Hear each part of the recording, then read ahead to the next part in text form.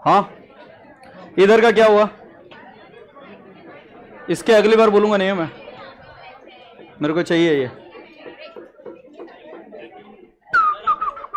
क्या रे darling? Settle down, settle down, settle down.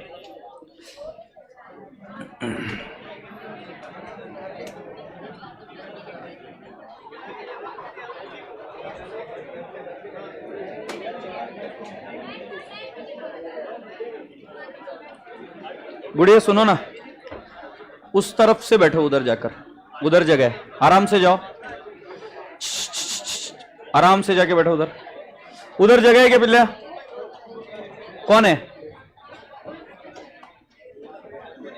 करो तुम, करो, 2 मिनट दे दे मुझे, सेटल हो जाने दे क्लास। संतोष, जल्दी से फैन एंड सब चालू कराओ उधर, फैन एसी सब चालू कराओ, इधर के फैन एसी चालू कराओ। एसपीसी से कौन है इधर अभी? एसपीसी से कौन है? और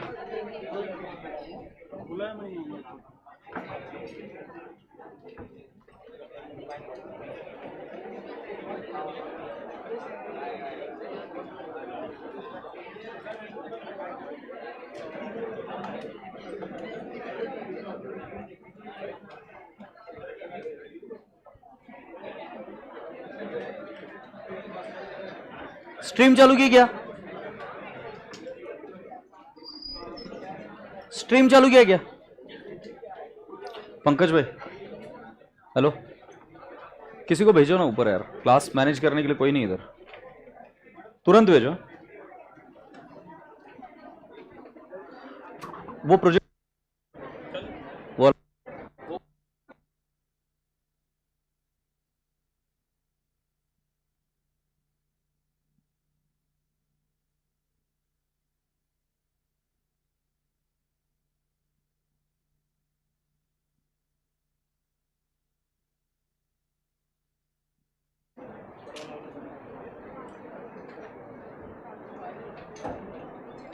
म्हणजे काय चालू आहे इकडे? बघणार कसे आहे इकडे? तो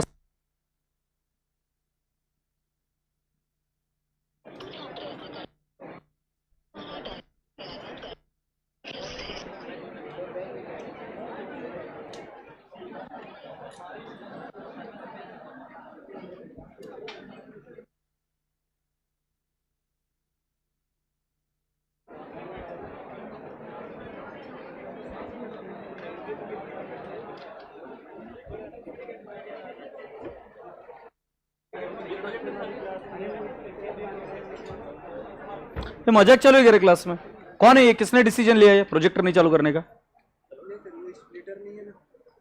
मेरे को क्या समझ में आ रही है क्या बात? मैं लेने के जाऊं क्या? मैं क्लास छोड़ के जाऊंगी अभी? जो है उसको बुला के लेके आओ और चालू कर।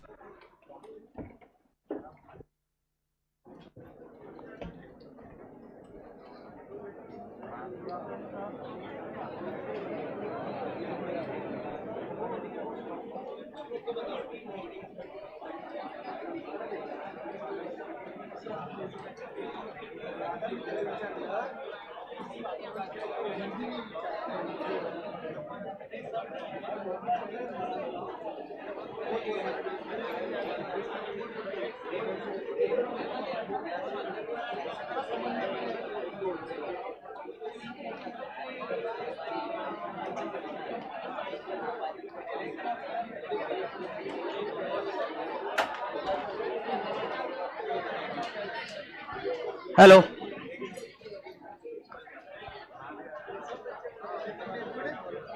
वो प्रोजेक्टर शुरू होगा या नहीं होगा मुझे चाहिए फीडबैक अभी, मेरे को अभी चाहिए चालू। और थोड़ा क्लासरूम में यार कर रखा करो यार, कैसा मैनेज करने का? फैन चालू करने के लिए कोई नहीं आया था आयुष इधर, एसी बंद है, कैसा बैठेंगे ये? भाई मेरा पारा बढ़ने के पहले खत्म कर दो किस्सा, कि बाद में तुमसे और नहीं होगी। यही दम पे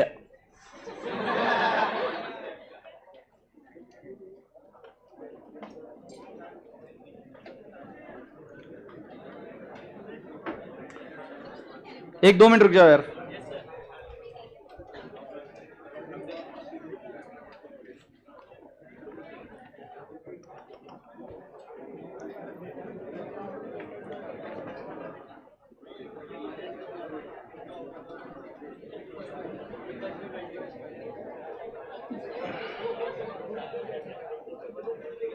आज का दिन कैसे रहा तुम्हारा? खाना आना खाया? कौन से रसगुल्ले ने खाना नहीं खाया? खाना खाया? क्यों नहीं खाया बे? टाइम कैसे नहीं मिलेगा? इतने टाइम में ही खाना पड़ता। अभी क्या इधर माँ थोड़ी ना आके खिलाएगी प्रेम से? खा ले लाला। क्या बोलती है माँ? गोपाल, ओमा, ठीक है। तो बाकी के रसगुल्लों, बाकी आप सभी लोग खाना खा के आएंगे ऐसी अपेक्षा रखता हूं। धीरे संतोष, धीरे धीरे। ए थोड़ी देर रुक जाओ यार, रुक। बच्चों को मैंने बताया था ना आज पैक होएगा क्लास, ऐसा हो गया है। मैं फिर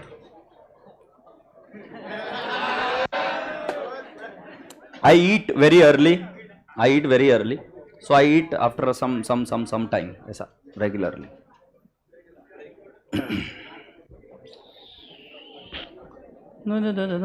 धीरे से, हाँ, किसी को लग नहीं जाए।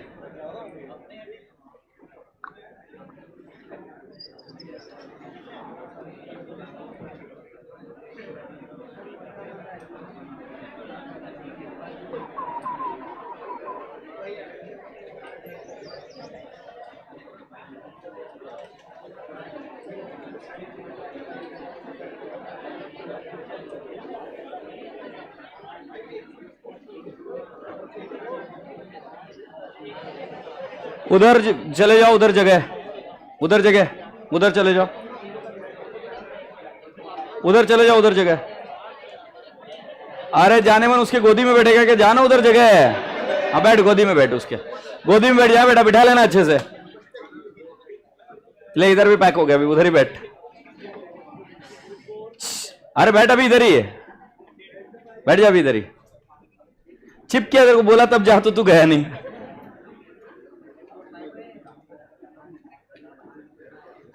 भाई कैसा उठाएगा? ये सुनो ना, उधर के बच्चे तुम बाहर निकल जाओ ना प्लीज। वो नहीं नहीं, क्यों? घर में जो एकुलते हैं के चले जाओ, जो दो चार है वो बैठे रहो उधर।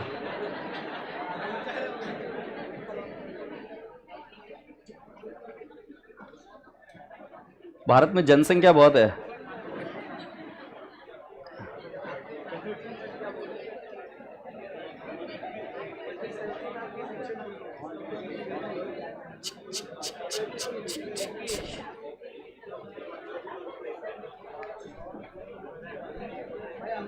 तू ही बे, पंजाब के मुंडों ने हानि नहीं करूंगा क्या?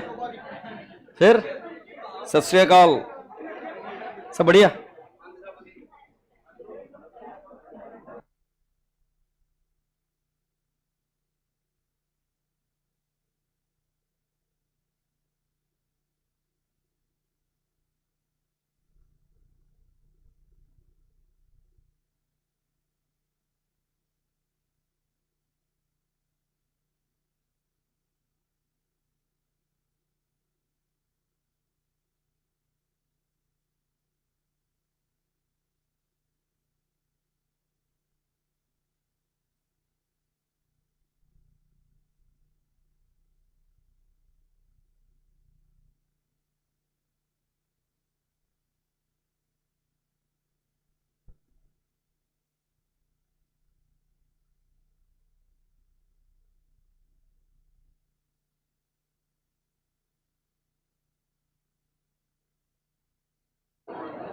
हेलो, स्ट्रीमिंग चालू कर भाई।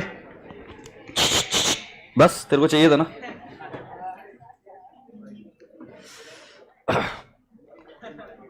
ऑलराइट,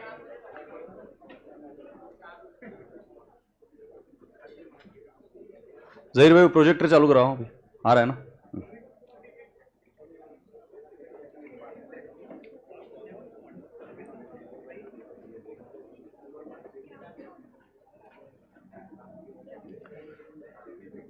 संतोष स्ट्रीमिंग चालू किया?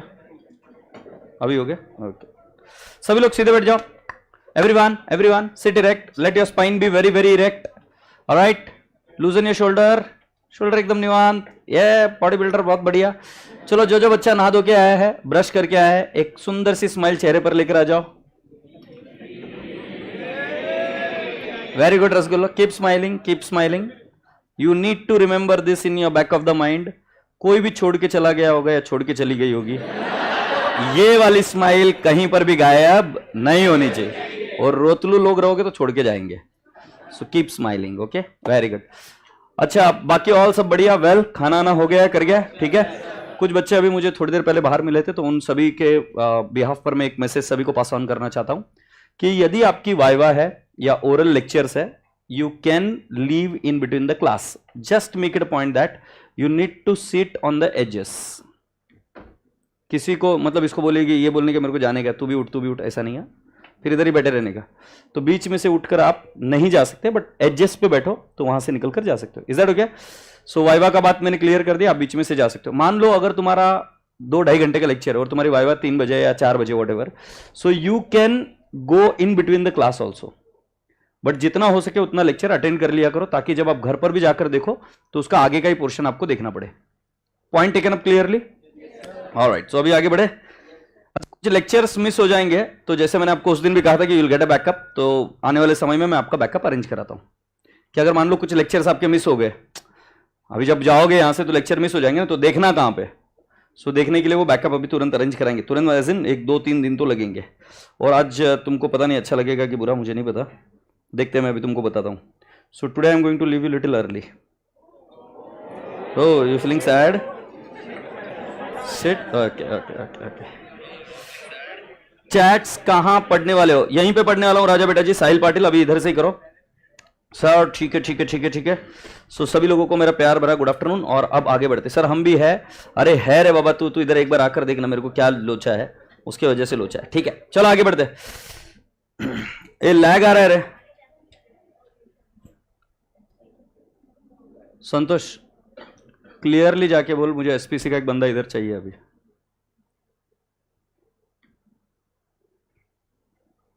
क्लियरली जाके बोल, आई वॉन्ट समबडी हियर. कोई तो एक जन बच्चे को बोलो कि लेक्चर देखने के लिए इधर. लैग आ रहा है, मैं अगर छूट जाएगा मेरे का तो कैसे देखेगा मैं. लैग आ रहा है तो सब चीजें चेक करो. इधर इधर से इधर कोई चाहिए, और कोई नहीं जाएगा अभी यहां से जो बैठा है वो. No lag. ओके ठीक है. चलिए राजा बेटा जी, नहा धोके तो आए होंगे अभी. अभी एक प्यार बेटा, क्या हुआ? कब? हाँ, ओ, तो डॉक्टर को दिखाया? गाड़ी चलाते हो? पुणे के हो? कहाँ के हो? मामा को बोला झंडू धीरे चलाया करे यार. सामने वाले की गलती थी, ऑटो वाले की. ध्यान रखा करे, इसी चीज की चिंता. कितना लगा है वो, आंख पर लग जाती तो. चलिए लिखे. ए रसगुल्ले, टॉपिक का नाम लिखे.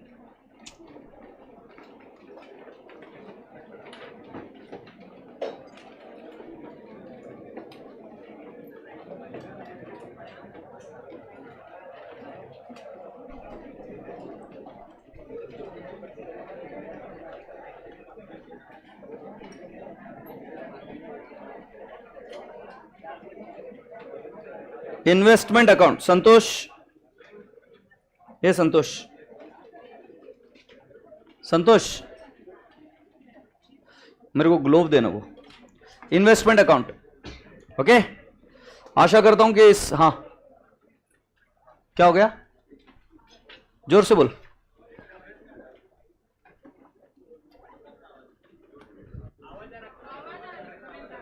बेटा मैंने बोला है, मैं बुलाया हूं. स्वप्निल सर को भी मैसेज डाला है. आज इतना लेक्चर लेने दो, इसके शाम तक, इवनिंग तक हो जाएगा सॉर्ट आउट. ठीक है.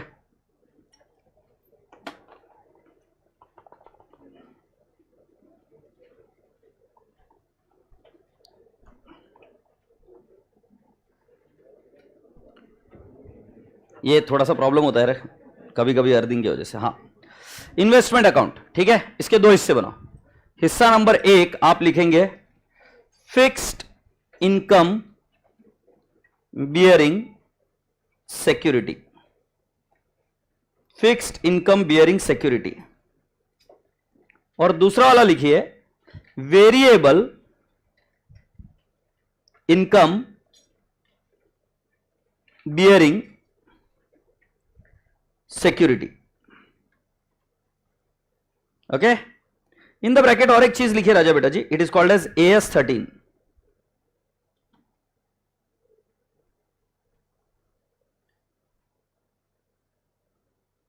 AS13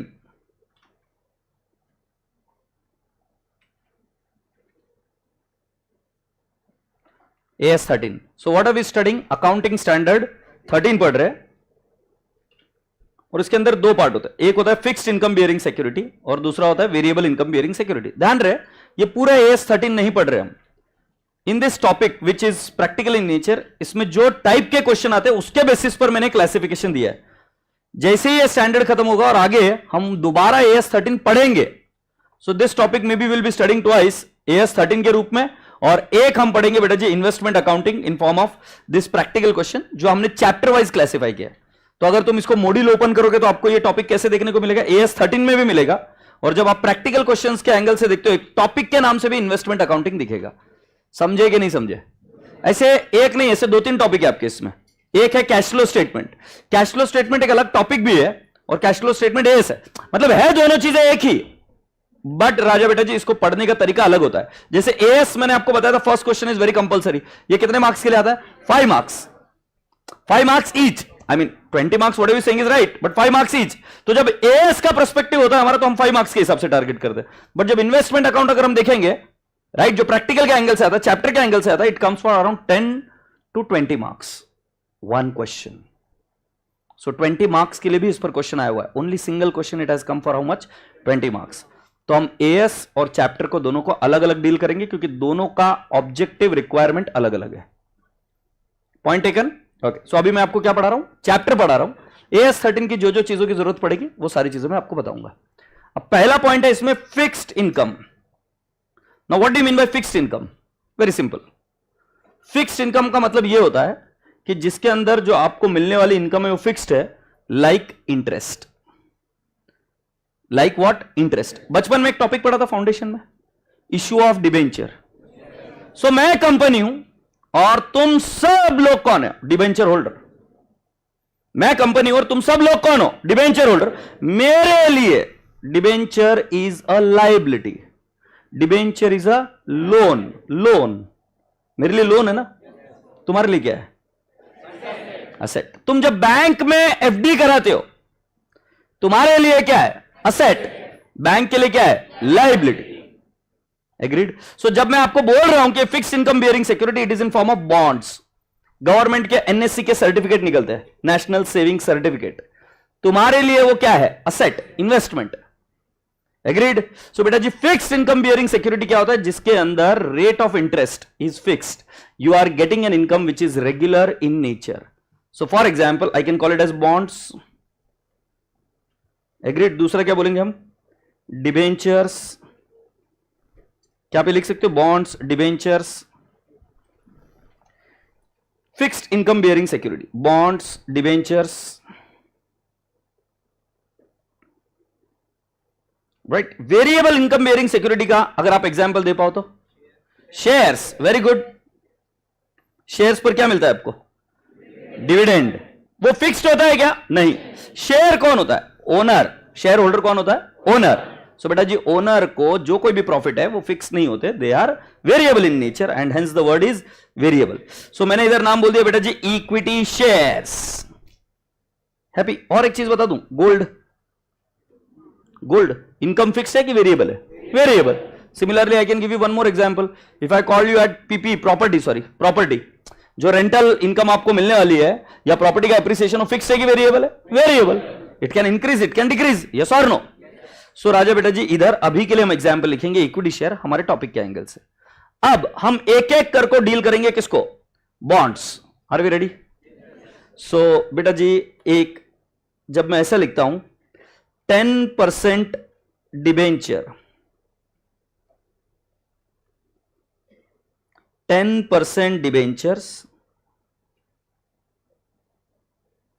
कल तक तो सही चल रहा था, ये सुबह से प्रॉब्लम है. किसको प्रॉब्लम आ रही है? हर्षद सर ने आईपैड यूज किया? क्या यूज किया? अच्छा. 10% debentures is when I use the word. So बेटा जी what does 10% represent? एकदम बेसिक से चीजें चल रही. सो ये क्या रिप्रेजेंट करता है? Rate of interest. Anyone here from science background जिसको कुछ भी आइडिया नहीं इसके बारे में? कुछ भी आइडिया नहीं है? और कोई? हाँ, तो बेटा जी सुनना मेरी बात, तुमको थोड़ा सा आज समझने के लिए टाइम लगेगा, बट मैं इस तरीके से पढ़ाऊंगा, आप ध्यान रखना, आपको चीजें समझ में आ जाएगी। सो तुम 10% डिबेंचर जब मैं बोल रहा हूं तो तुमने समझना 10% एफडी। सो 10% एफडी बोला, इसका मतलब क्या है? आपको एफडी पर, फिक्स डिपॉजिट पर क्या मिलता है? Interest, you get an income. Agreed? So राजा बेटा जी 10% डिबेंचर जब मैं बोलता हूं तो 10% क्या है? Rate of interest. First point clear? अब ये रेट ऑफ इंटरेस्ट किस पर निकलता है? So then there are two concept, one is called as face value and the other one is called as issue price. One is what? Face value and the other one is called as issue price. Sir मैं commerce background से, but company final account option में छोड़ा था, तो उनके लिए what is face value and what is the issue price? Shall I understand? Shall we understand this? अच्छा मुझे एक बात बताओ, एक शेयर है, उस शेयर के फेस पर जो लिखा रहता है या डिबेंचर के ऊपर जो लिखा रहता है वो 10 है, 100 है, 50 है, 40 है, so this is called as face value. So face value कैसे बताया जाता है? देखो, a share of ₹10 each, of ₹10 each माने फेस वैल्यू 10 है। A share of ₹100, of ₹100 means 100 rupees is face value. So पहली चीज क्या है कि जैसे ये मैं बोलूंगा अ करेंसी नोट ऑफ 500, तो इसके ऊपर कितना लिखा है फेस पर? 500। Next if I say you a currency note of 100, yes और नो, इस पर कितना लिखा हुआ है? 100, राइट। और फिर a currency note of face value of ₹2000। Do you understand? This is the face value. तो बेटा जी जो शेयर भी होता है वो ऐसे ही एक इंस्ट्रूमेंट होता है। एग्रीड? अब मान लो इस शेयर को ऐश्वर्या राय ने अपनी साइन कर दी। पहले सीधे बैठो तुम, फिर वो करने का, छोड़िए ऐसा नहीं। इस नोट पर ऐश्वर्या राय ने साइन कर दी, तो मुझे बताओ अब ये नोट कितने में जाएगा? 2 लाख। तू खरीद लेना, मैं तो नहीं खरीद रहा। सो मैं बोल रहा हूं कि अगर ऐश्वर्या ने इस पर साइन कर दिया तो ये कितने में जाएगा? 2 लाख रुपए में जा रहा है। एक एग्जाम्पल बता रहा हूं, यस और नो? ये बच्चा बोला। सो बेटा जी ए सुन बे येड़े, सो ये 2000 क्या है? Face value. बट बेटा जी इसका इश्यू प्राइस क्या है? 2 लाख। मतलब ये 2 लाख में बिक रहा है। सौदा, व्यापार, व्यवहार ये किस पर होता है? आईपी पर, इश्यू प्राइस पर। सही है सर? मुझे एक बात बताओ, रिलायंस इंडस्ट्रीज के शेयर की प्राइस क्या है? 2300, 400 समथिंग लाइक दैट, यस और no? Now let me explain you कि उसकी फेस वैल्यू उतनी नहीं है। फेस वैल्यू क्या होता है? तो जब धीरूभाई अंबानी ने बिजनेस चालू किया था तो जितने में एक शेयर स्टार्ट किया था उसको बोलते फेस वैल्यू। कुछ दिनों पहले की बात है, तुमको पता है ये स्वप्निल भाई नहीं थे क्या उस दिन आए थे, वो बॉडी बिल्डर है ना? वो बॉडी बिल्डर को मैं 2011 में मिला। 2011 में स्वप्निल भाई का ऑफिस इतना हुआ करता था, ये देखो इतना, आधा, समझे? तो स्वप्निल भाई ने नया नया बिजनेस चालू किया था उस समय, स्वप्निल पटनी क्लासेस। और जब वो बिजनेस चालू किया था तो स्वप्निल भाई के पास में गया। स्वप्निल भाई ने, मैं तब सोलापुर से आया था, तो स्वप्निल पटनी को मैंने बोला था, मतलब आई सेड स्वप्निल भाई कि can we conduct business together? He said yes, why not. He offered me कि ठीक है 40% तुम लो। मैंने बोला कितने रुपए लगेंगे? 6 लाख रुपए लगे थे टोटल बिजनेस तब स्टार्ट करने के। 6 लाख इंटू 40% बताओ। देखो 2,40,000 रुपए का सौदा था, है नहीं? सो बोले 2,40,000 तुम लगाओ, मैं 3,60 लगाता है, धंधा शुरू करता है। मैं बोला अभी पैसे नहीं, अपना बापू दे नहीं रहा है। Yes sir? और दिया नहीं वो अपने बापू ने, तो फिर वो तब कैंसिल हो गया डील, राइट? फिर मैं अभी परसों दिन बैठा था स्वप्निल भाई के साथ and we are sitting together, we were having fun and all. और जब था तो मैंने स्वप्निल भाई को बोला, स्वप्निल भाई मूड में थे, स्वप्निल भाई सुनो ना, सुन रहे हो तुम? स्वप्निल भाई सुनो ना, तुम उस समय 2,40,000 में कितना दे रहे थे मेरे को? 40%। अभी अपने को 40% नहीं चाहिए, अपन 4% का पार्टनर बनेगा, झुकेगा नहीं साला। 2,40,000 कितने में? 4% का पार्टनर बनेगा, देगा या नहीं देगा? 4% का पार्टनर बनेगा, अपन ने ऐसा बोला, राइट? और बोला झुकेगा नहीं, बट तुमको आगे का बता नहीं सकता स्वप्निल सर ने क्या किया। So Swapnil sir will he give me at 2,40,000? तो उस समय का जो रेट था वो फेस वैल्यू था, अब जो है वो इश्यू प्राइस है। तो जो तुम्हारा व्यापार होगा आज की तारीख में फेस वैल्यू पर नहीं होगा उस समय का, अब जो व्यापार होगा वो किस पर होगा? आईपी पर, इश्यू प्राइस पर होगा। क्या मेरी बात आपके भेजे में उतरी क्या? तो साला ससुरा फेस वैल्यू क्यों होता है सर? ये तो आपने जो कैपिटल लगाया होता है वो होता है, जो आपने पैसा बिजनेस में लगाया होता है वो होता है, या फिर जितने का आपने डेट लिया है, डिबेंचर लिया है, एफडी की है, वो होता है। यस और नो? हमेशा ध्यान में रखना, इंटरेस्ट फेस वैल्यू पर कैलकुलेट होता है, डिविडेंड राइट, वोटिंग राइट किस पर कैलकुलेट होता है? फेस वैल्यू पर। This particular condition specially for science background student, right? साहब आपकी एज क्या है? बुरा मत मानो, बताओ ना। हाँ 20 ईयर्स है, वेरी गुड। ये जो अपना ये है ना, वो जो है ना संतोष, वो 40 साल का है ना? तो मुझे एक बात बताओ सर, आप कितनी बार वोटिंग की है? बट अगर मान लो करेंगे तो कितनी बार वोटिंग करेंगे? यार ये क्या बोल रहे हैं, मेरे को नहीं समझ में आ रहा है। तुम डायरेक्टली नहा धो के आए हो ना? ऐसी क्या भाई की बातें कर रहे हो फिर तुम? तुमने वोटिंग की है क्या कभी? इधर वोटिंग कितने बच्चों ने की? ये देखो, ये हमारा भारत देश कहां आगे जाएगा। अच्छा तुम 18 साल के नीचे हो गया? हाँ इसलिए। अच्छा ठीक है, तू खड़ा हो जा। वोटिंग की तूने, अब तू मुझे बता कितनी बार वोटिंग करने को मिला? एक बार। तू 18 साल का तो एक बार। वो संतोष मेरे को आके पूछता है सर मैं 36 साल का है, मैं 2 बार वोटिंग कर सकता है क्या? 18 + 18। हंसो मत यार, कर सकता है क्या वो? नहीं, वो वोटिंग एक ही बार कर सकता है क्या? अच्छा अगर मान लो कोई 64 ईयर्स है, 62, 65, 90, वो 4 बार। समझो उसका राइट एक ही है ना, कुछ भी एज रहे। ठीक, बैठो। बचपन में एक कहानी है, बहुत फेमस है, देखते अभी तुमको समझ में आती है क्या? मैं तुम्हारे जितना था, फिर जल्दी जल्दी सीए बन गया, फिर मेरी बाइडी थी, उसके साथ में पिक्चर देखने को गया। तुम कैसे? I am talking something romantic and तुम वो कर रहे हो, this is good no. So we went for movie. अब मैं मूवी जब गया तब टिकट का रेट था 100 रुपीज। मूवी कौन देखता है बे?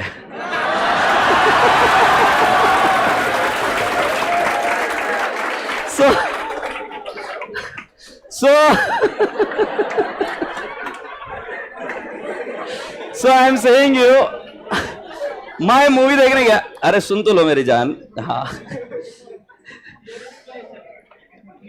भाई, बापू से डरना वो रियल इंस्पिरेशन रहता है। मैं तुमको एक बात बताऊं, जिंदगी में जितने कांड करने का, पकड़े नहीं जाने का, ये सबसे बड़ा उसूल समझना। मतलब ये बोल रहा सर लिविंग इंस्पिरेशन, भाई मैं पकड़ा नहीं गया था, बाकी तू देख। सो मैं अभी आपसे ये बात बता रहा था कि मैं और मेरी बाइडी मूवी देखने गए, और उस मूवी में हमने 100 रुपए की टिकट दी। भाई मेहंदी क्लास में है क्या?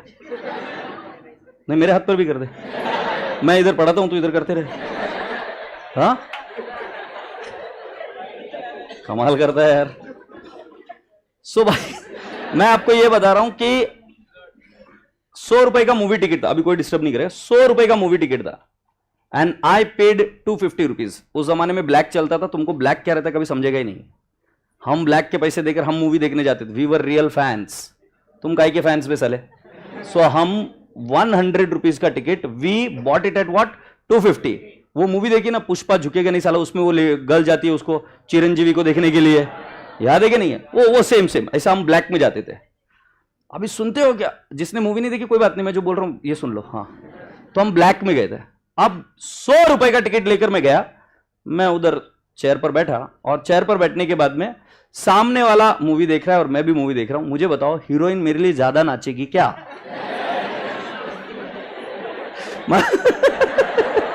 मैंने 100 रुपए में टिकट लिया, जिसने 100 रुपए में लिया उसके लिए भी उतना ही नाचेगी, और जिसने 250 में टिकट लिया उसके लिए भी उतना ही नाचेगी ना। सो बेटा जी समझो बात को, फेस वैल्यू जो होता है ना वो बिल्कुल ऐसा ही होता है। It only decides the dividend right, it only divides the voting right. So for example, if I say this guy has purchased a share for 1000 rupees, he has purchased the same shares 20 years ago for 100 rupees, and this guy has purchased the same share for 20 rupees and maybe 50 years ago, and she has purchased for 1500. Everyone will have single voting right. Everyone will get the dividend, जो उस पर मिलता है ना लाभांश, जो हम बोलते हैं, जो प्रॉफिट मिलेगा उन सभी को उनकी फेस वैल्यू पर मिलेगा। बट खरीदना, व्यवहार, व्यापार जो है ना, खरीदना बेचना, it happens on IP. So am I communicating clearly to you all? Have I communicated clearly to you कि फेस वैल्यू अलग होता है और आईपी अलग होता है? फेस वैल्यू वो होता है जिस पर डिविडेंड और वोटिंग राइट्स होते हैं, और राजा बेटा जी आईपी वो होता है जिसमें व्यापार और व्यवहार होता है। से यस। सो राजा बेटा जी लिख लीजिए, हेडिंग लिखिए, some terms in investment, some terms in investment, some terms in investment.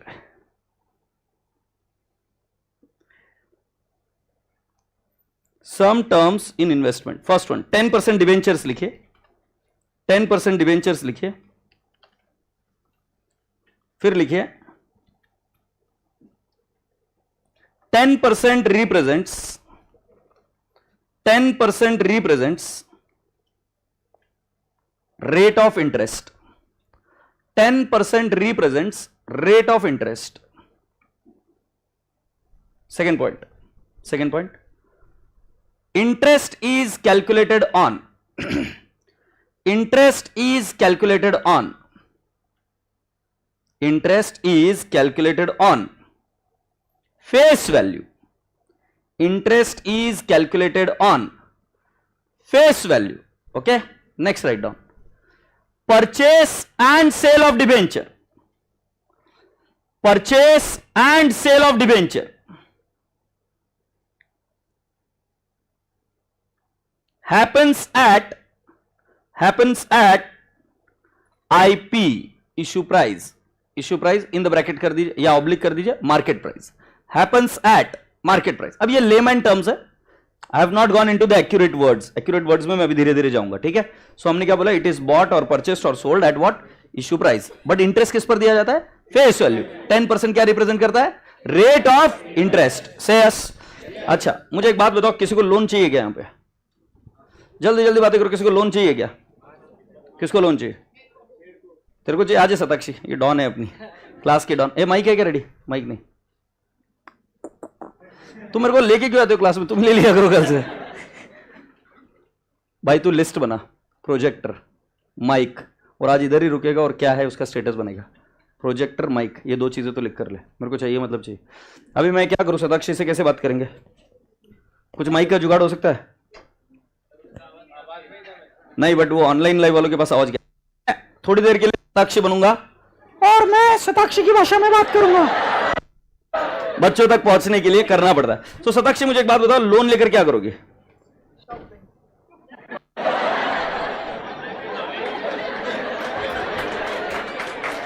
आइए गांव वालों और दोस्तों, मिलिए lady Vijay Mallya.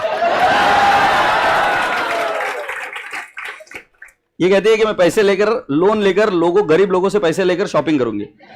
This is all nonsense, बकवास. मुझे सच्ची सच्ची बताओ क्या करोगे? बिजनेस करो. कौन सा बिजनेस बेटा? Real estate. Real estate. तो रियल एस्टेट कहां पे बाय करोगी? मुंबई. रियल एस्टेट मुंबई में बाय करेगी, आमची Mumbai. So will write down, real estate का बिजनेस करेगी ये छोरी. थोड़ा सा आज लिख रहा हूं, देख समझ लो. हैंडराइटिंग बहुत अच्छी है अपनी, बट साला बिना टच किए लिखना पड़ता है. चट टच किया तो उसको चिड़चिड़ हो रही है आज.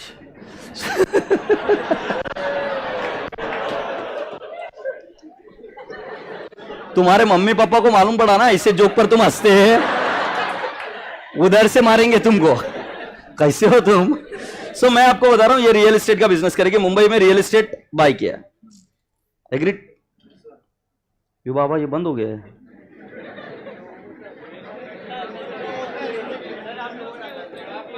क्या हो गया?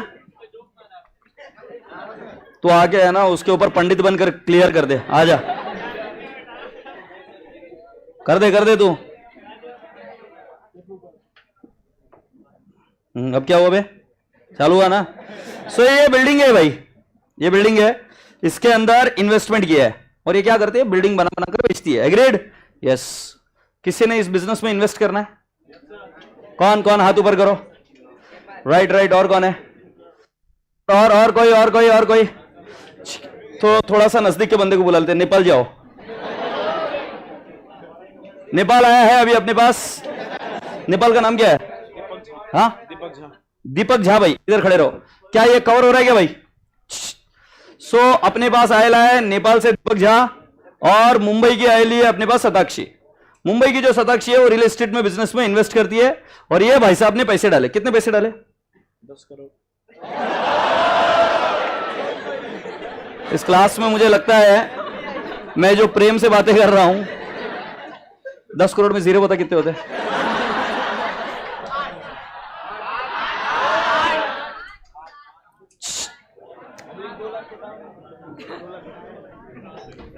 सभी लोग जब आप इन्वेस्ट करते हो तो थोड़ा थोड़ा अमाउंट इन्वेस्ट करेंगे.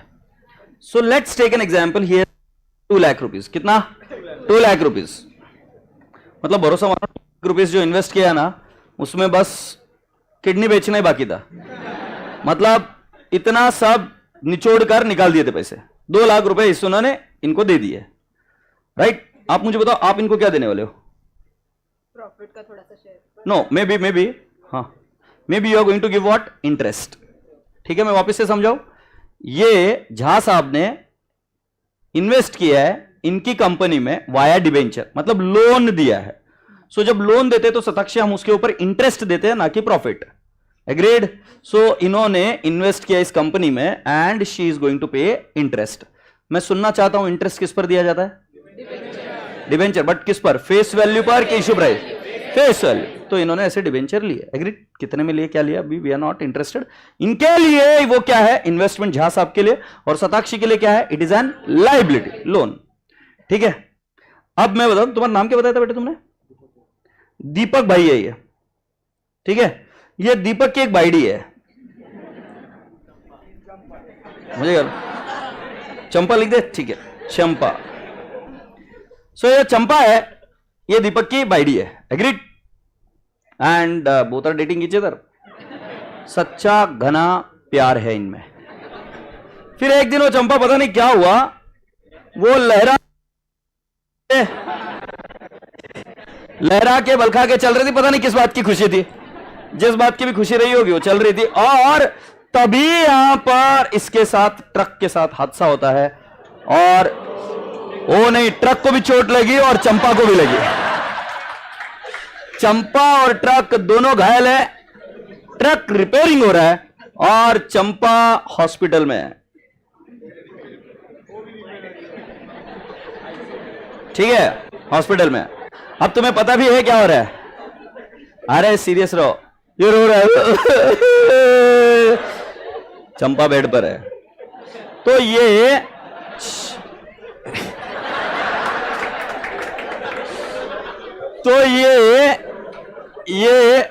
इधर आना, ऐसा मेरे को हिंदुस्तान पाकिस्तान जैसा लगता है कई बार. इधर से आवाज आती, उधर से आवाज आती है ऐसा. सो हुआ क्या, ये सताक्षी के पास गया और ये बोलेगा मला पैसे द्या, मेरे को पैसा चाहिए.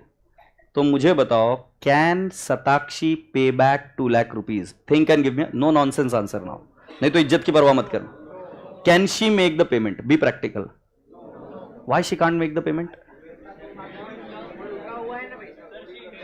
She has invested where?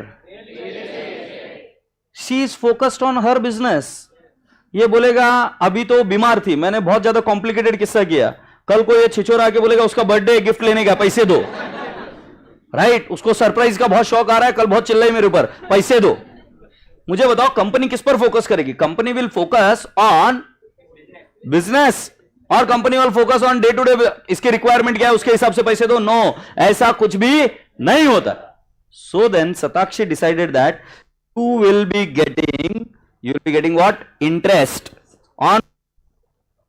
Hello, you will be getting interest. Santosh, खरंच तुला व्यवस्थित वाटतंय सगळं? नहीं, कोई हंसेगा नहीं. और तेरे को सही में सही लग रहा है? ये ऐसा होता था अपना क्लास? क्या चल रहा है यार? मतलब ये काम भी करना है तो फिर बता मेरे को, मैं करता हूं. मतलब ऐसा नहीं है. But what is this? आवाज नहीं आ रहा, कर रहा है, मतलब क्या है यार? आज ये दुरुस्त नहीं हुआ तो कल तुम्हारा देखो क्या करने का. मेरे को नहीं करना है ऐसा. तुम टेंशन मत लो, मैं है. हाँ, कहां तक बात चली थी अपनी? तो ये उन्होंने ड्यू डेट डिसाइड की. इसको दीदी क्या क्या डिसाइड किया इन्होंने? Due date. दीदी एग्रीड? Due date. मान लेते कि साल में हम 2 बार इंटरेस्ट देंगे. पहला वाला डेट है 30 सितंबर और दूसरा वाला तारीख है 31 मार्च. हो सकता है सो बेटा जी मुझे बताओ अभी क्या डिसाइड हुआ है हमारा ड्यू डेट। अभी अब बैठो है ना। मेरा मोबाइल कहाँ गया, ये रहा।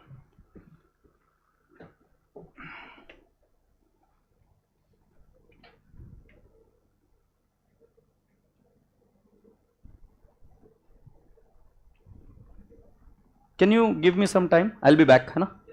Just let me see what I can do.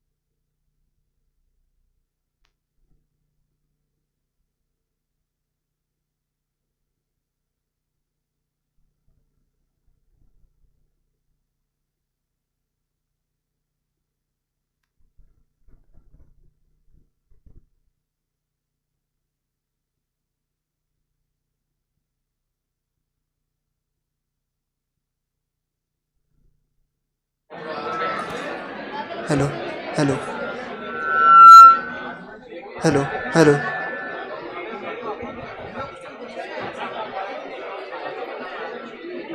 Hello hello hello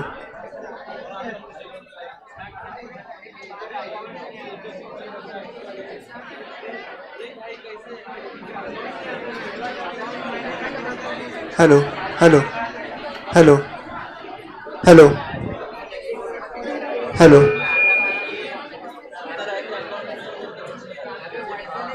hello hello hello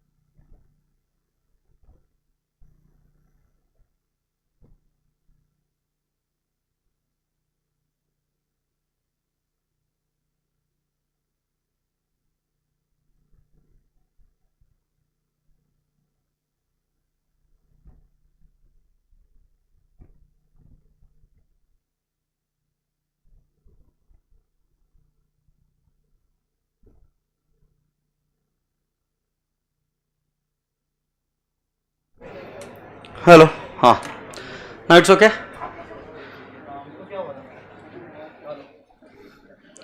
hello relax चलते।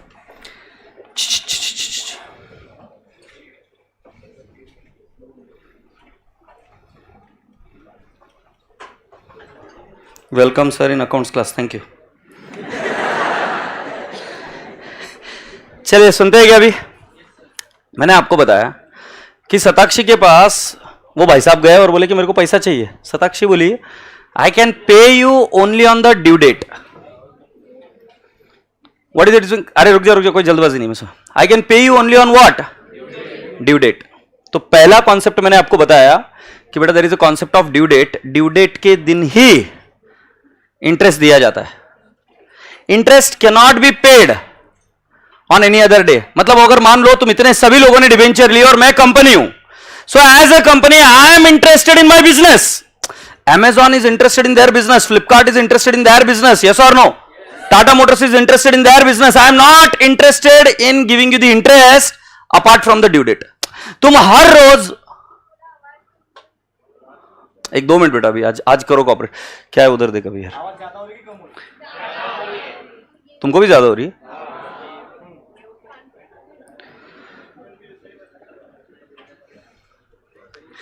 मैं वापस फ्लो में आता हूं, प्लीज मेरी एक बार कॉन्सेप्ट खत्म हो जाने के बाद में जो मैया करनी कर लेना, तो थोड़ी देर रुक जाया करो। सुनो कहां तक गाड़ी पहुंची थी अपनी। तो everyone is interested in what their business, they are not interested in what कि आप किसी भी दिन जाओगे उनको बॉदर करोगे कि और क्या बोलोगे कि मुझे इंटरेस्ट दो, थम्स अप। सपोज मैं अभी इधर पढ़ा रहा हूं, तो अगर मान लो कोई आदमी आएगा संतोष, और वो संतोष आकर मुझे बोलेगा कि सर मेरी सैलरी दो, तुम फील कर पा रहे हो? तुम मान लो किसी के साथ में बैठे हो, तुम्हारे घर में कोई तुम्हारे ही मेहमान आई है, क्लोज फ्रेंड है, फ्रेंड ही आई है, हैप्पी फीलिंग गुड एवरीवन, तुम्हारा कोई फ्रेंड या फ्रेंड ही आई है, और तभी तुम्हारी काम वाली भाई आती है तुम्हारे पास में और बोलती है मला माझे माझे पैसे द्या।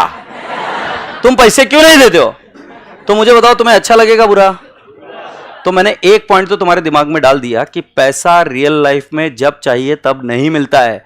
संतोष को सैलरी उसकी ड्यू डेट को मिलती है, तुम्हारे पापा को सैलरी ड्यू डेट को मिलती है, यस और नो? इलेक्ट्रिसिटी बिल हम ड्यू डेट को भरते हैं। ऐसा नहीं कि आज इलेक्ट्रिसिटी यूज किया आज पेमेंट करो, नहीं। हम जो दूध वाले का बिल है वो भी कब भरते हैं? ड्यू डेट के दिन भरते हैं। ड्यू डेट मतलब एक ऐसी कोई डेट जो कॉन्ट्रेक्चुअली हम डिसाइड करते हैं कि इस दिन हम पेमेंट करेंगे। तो क्या ड्यू डेट आपके भेजे में घुसी? क्या होती है ड्यू डेट? यस। अब बेटा जी मैं आपको यह बोल रहा हूं, व्यापार व्यवहार इसके बीच में हर जगह हो रहा है। Buying and selling is happening when? Every time it is happening, yes और नो? अब तुम्हें शताक्षी की एक मेजर प्रॉब्लम याद आ रही है क्या? I don't know if you are remembering. Shatakshi के पास जितना भी पैसा आया था वो कहां लगा दिया था उसने? बिल्डिंग्स। ये दिख रही है बिल्डिंग, इधर बिल्डिंग दिख रही है।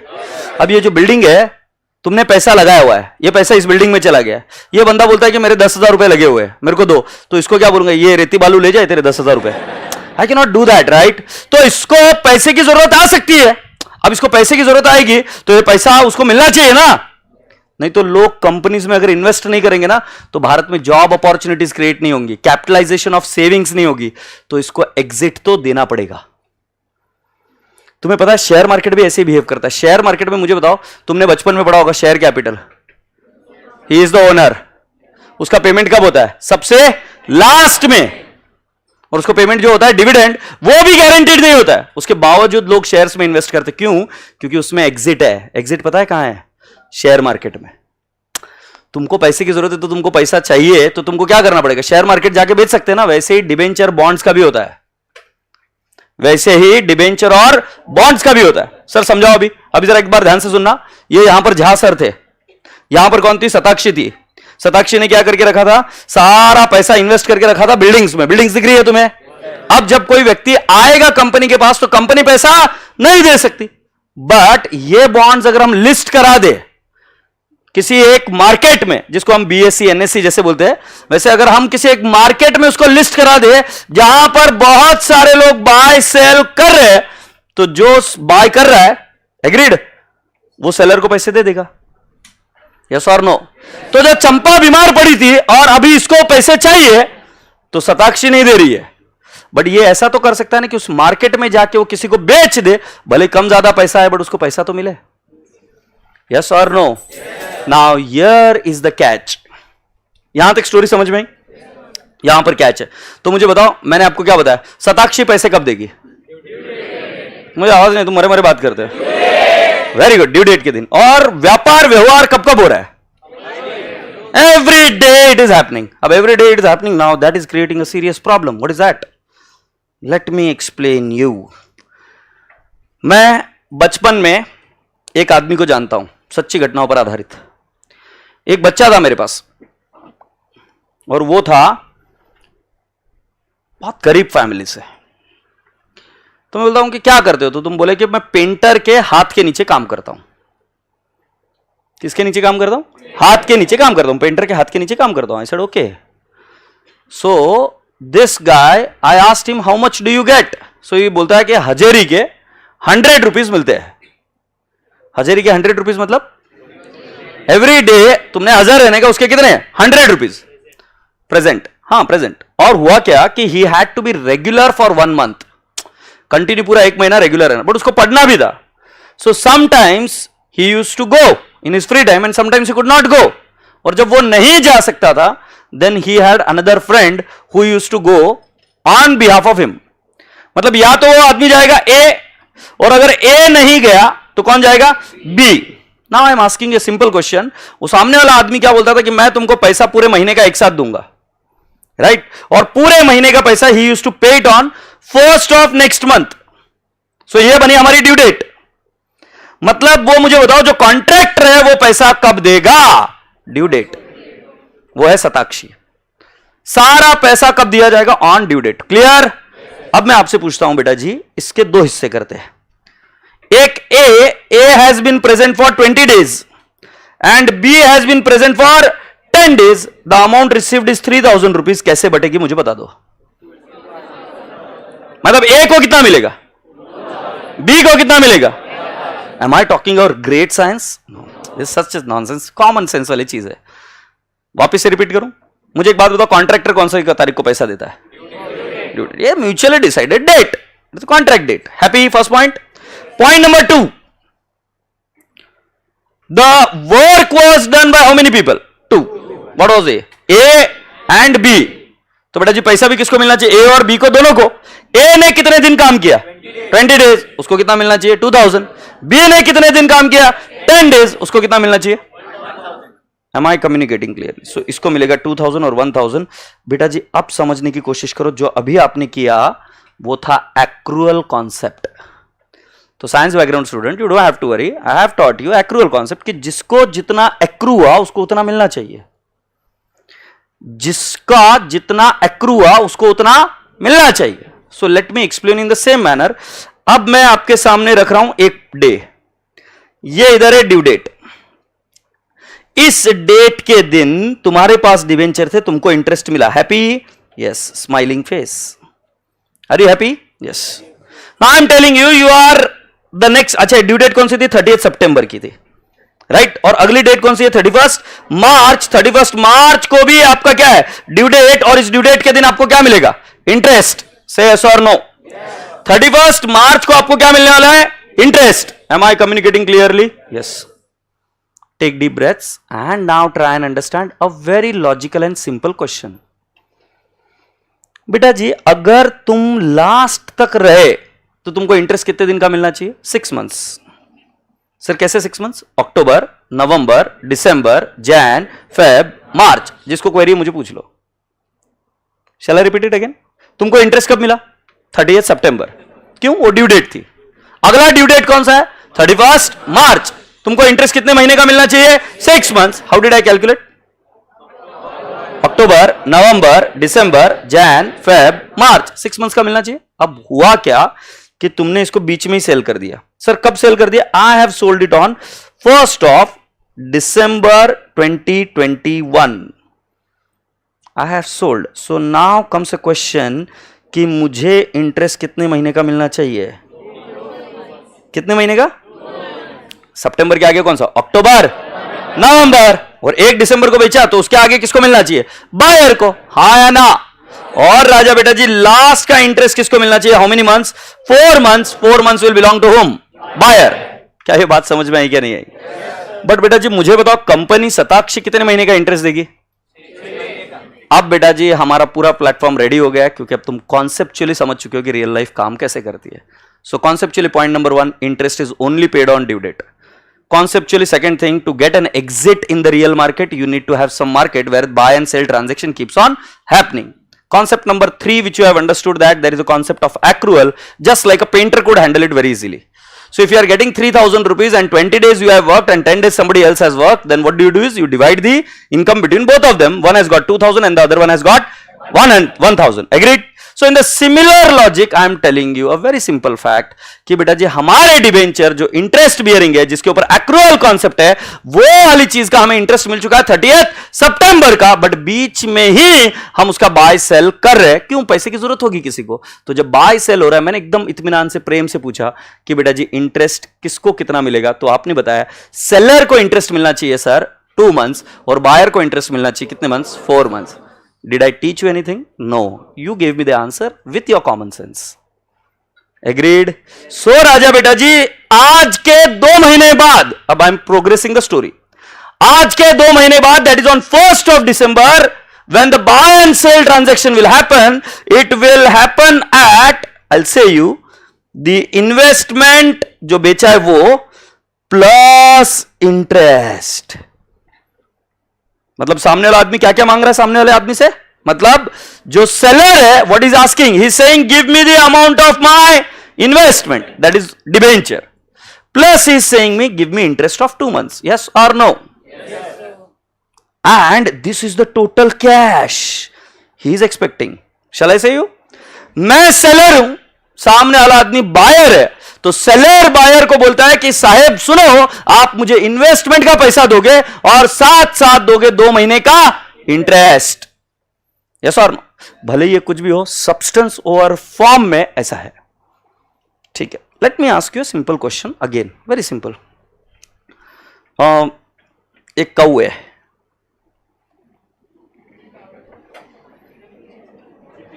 ठीक है? अरे सुनना, गड़बड़ मत. ये कौ है, मैंने बोला ना कौ.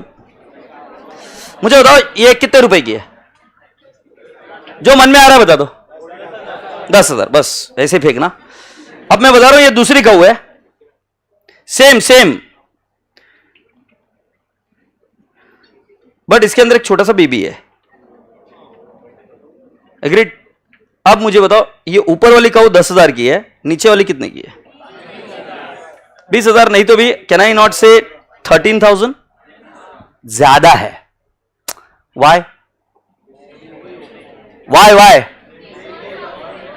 अरे आवाज नहीं आ रही यार.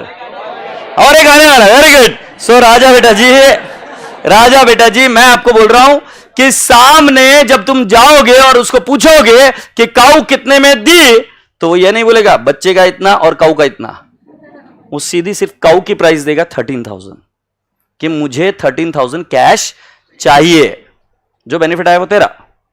Happy? So boys and girls, here we go and let me explain you.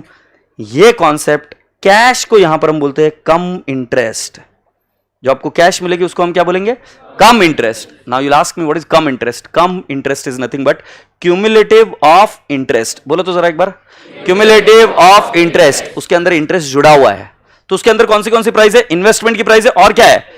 Interest की. और दूसरा, इन्वेस्टमेंट माने एक्स इंटरेस्ट. एक्स जो तुम सोच रहे हो वो नहीं, एक्सक्लूडिंग इंटरेस्ट. इन्वेस्टमेंट माने क्या? Ex interest, excluding interest. और जो इंटरेस्ट है ये हम बोलेंगे अक्रूड इंटरेस्ट, मतलब जितना इंटरेस्ट मुझे बिलोंग करता है. How many months? 2 months. सो एक बार वापस बताऊं कि हम कितना पैसा पेमेंट करते हैं cash. It is called as cum interest.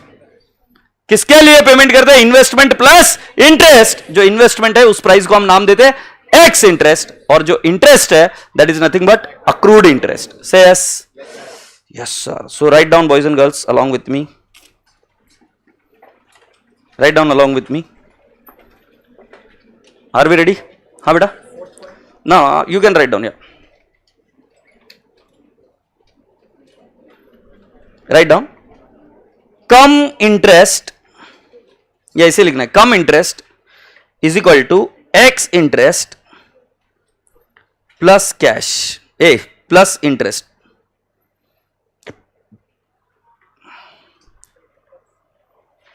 Come interest is equal to X interest plus interest. Agreed? Online live क्या ये बात क्लियर है क्या? Cum interest is equal to ex interest plus interest. अब मेरी बात सुनो, कैश हमेशा इसको फॉलो करेगा। एक्स इंटरेस्ट ये इन्वेस्टमेंट की अकाउंट होती है, और इंटरेस्ट ये अक्रूड इंटरेस्ट होता है up to the date of sale और purchase. Accrued interest up to date of sale और परचेस। हाँ, ये साइंस बैकग्राउंड कहां पे, दम पे कौन है? झेपा के तेरे को? समझा? सच्ची? और कौन है साइंस बैकग्राउंड? उधर था ना कोई एक, समझा क्या? मटर पनीर? हाँ हाँ, 2 मिनट रुक। मटर पनीर समझ में आया क्या? हो छोरी, तो क्या चीज समझ में नहीं है इसमें?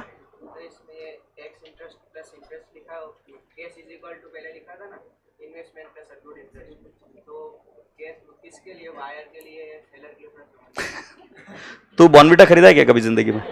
कितने में खरीदा? 10 वाला। तो किसका प्राइस है 10 वाला, बायर का कि सेलर का? बायर पे करता है बे। हाँ, तो किसके लिए प्राइस है 10 रुपए, बायर के लिए कि सेलर के लिए? बायर क्या, सेलर के लिए भी 10 रुपए ही है, क्या फर्क पड़ता है? मैं ये बोल रहा हूं कितने में सौदा हुआ, 10 रुपए में। तू पूछ रहा है बायर के लिए कितना, 10 रुपए, सेलर के लिए कितना, 10 रुपए। तो तू ये पूछ रहा है किसके लिए, किसके लिए क्या सौदा इतने में हो रहा है?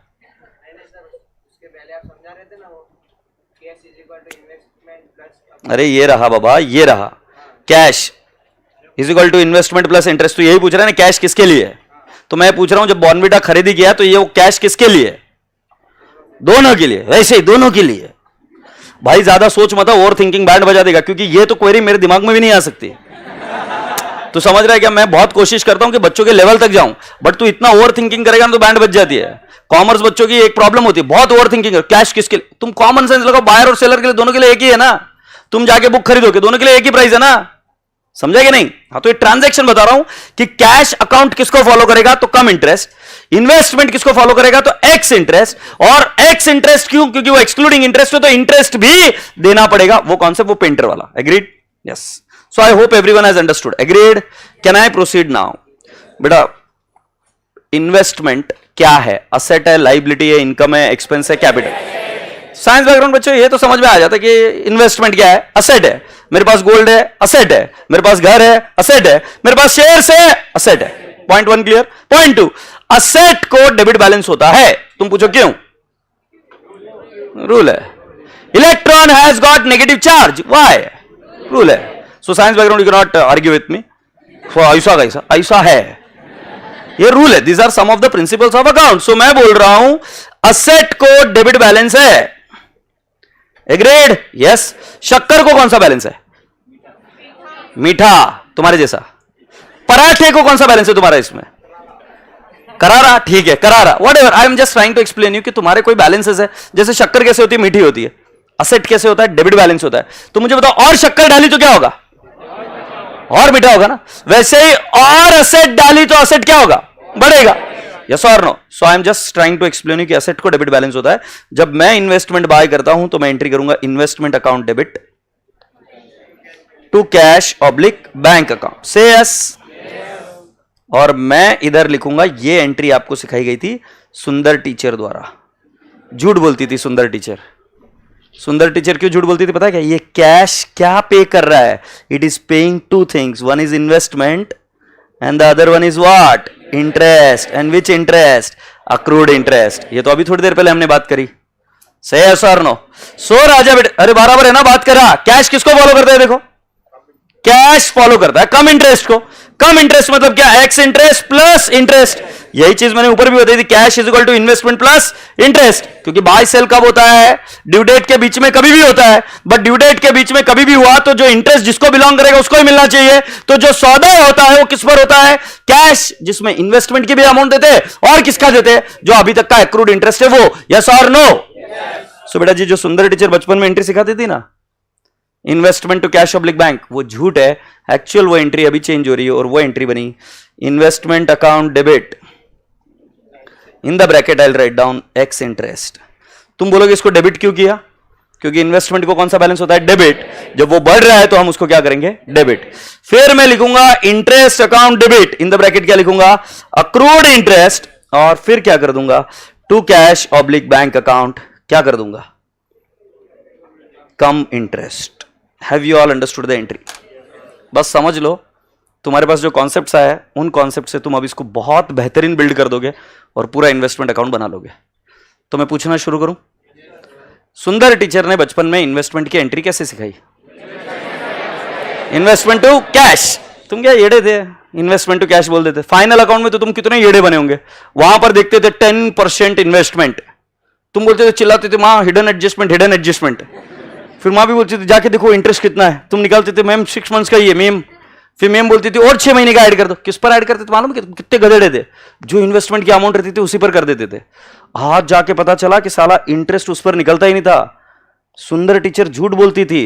इंटरेस्ट एक्चुअली किस पर निकलता है मैं सुनना चाहता हूं पूरी क्लास. वहां मजा नहीं है. Face value. आगे जाकर तुम सुंदर टीचर मत बनना, ध्यान रहे. Interest is calculated on face value. Point 1 taken clearly? Yes. फिर सेकंड चीज आपको पता चली कि भाई साहब जो पेमेंट किया जाता है उसमें किसका किसका पेमेंट किया जाता है? आवाज नहीं आ रही है, आवाज ही नहीं आ रही है. इन्वेस्टमेंट और क्या?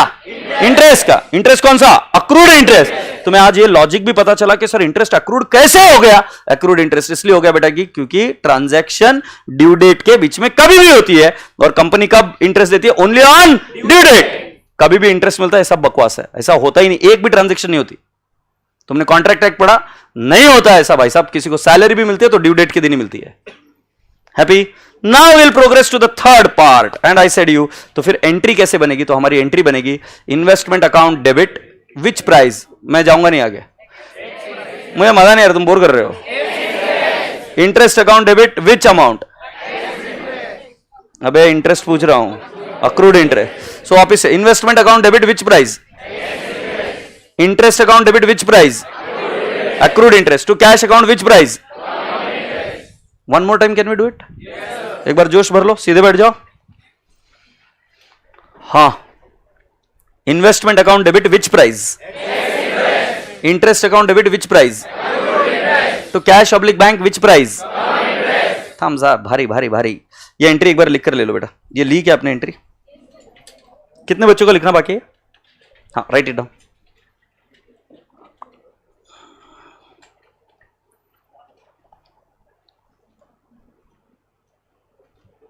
इज इट नेसेसरी कि सर हर बार अक्रूड इंटरेस्ट हो ट्रांजैक्शन में? The answer is no. हर बार ट्रांजैक्शन में अक्रूड इंटरेस्ट होने की जरूरत नहीं है. बट ये थोड़ी सी कॉम्प्लिकेटेड चीज है, आगे देखेंगे हम नेक्स्ट लेवल पर.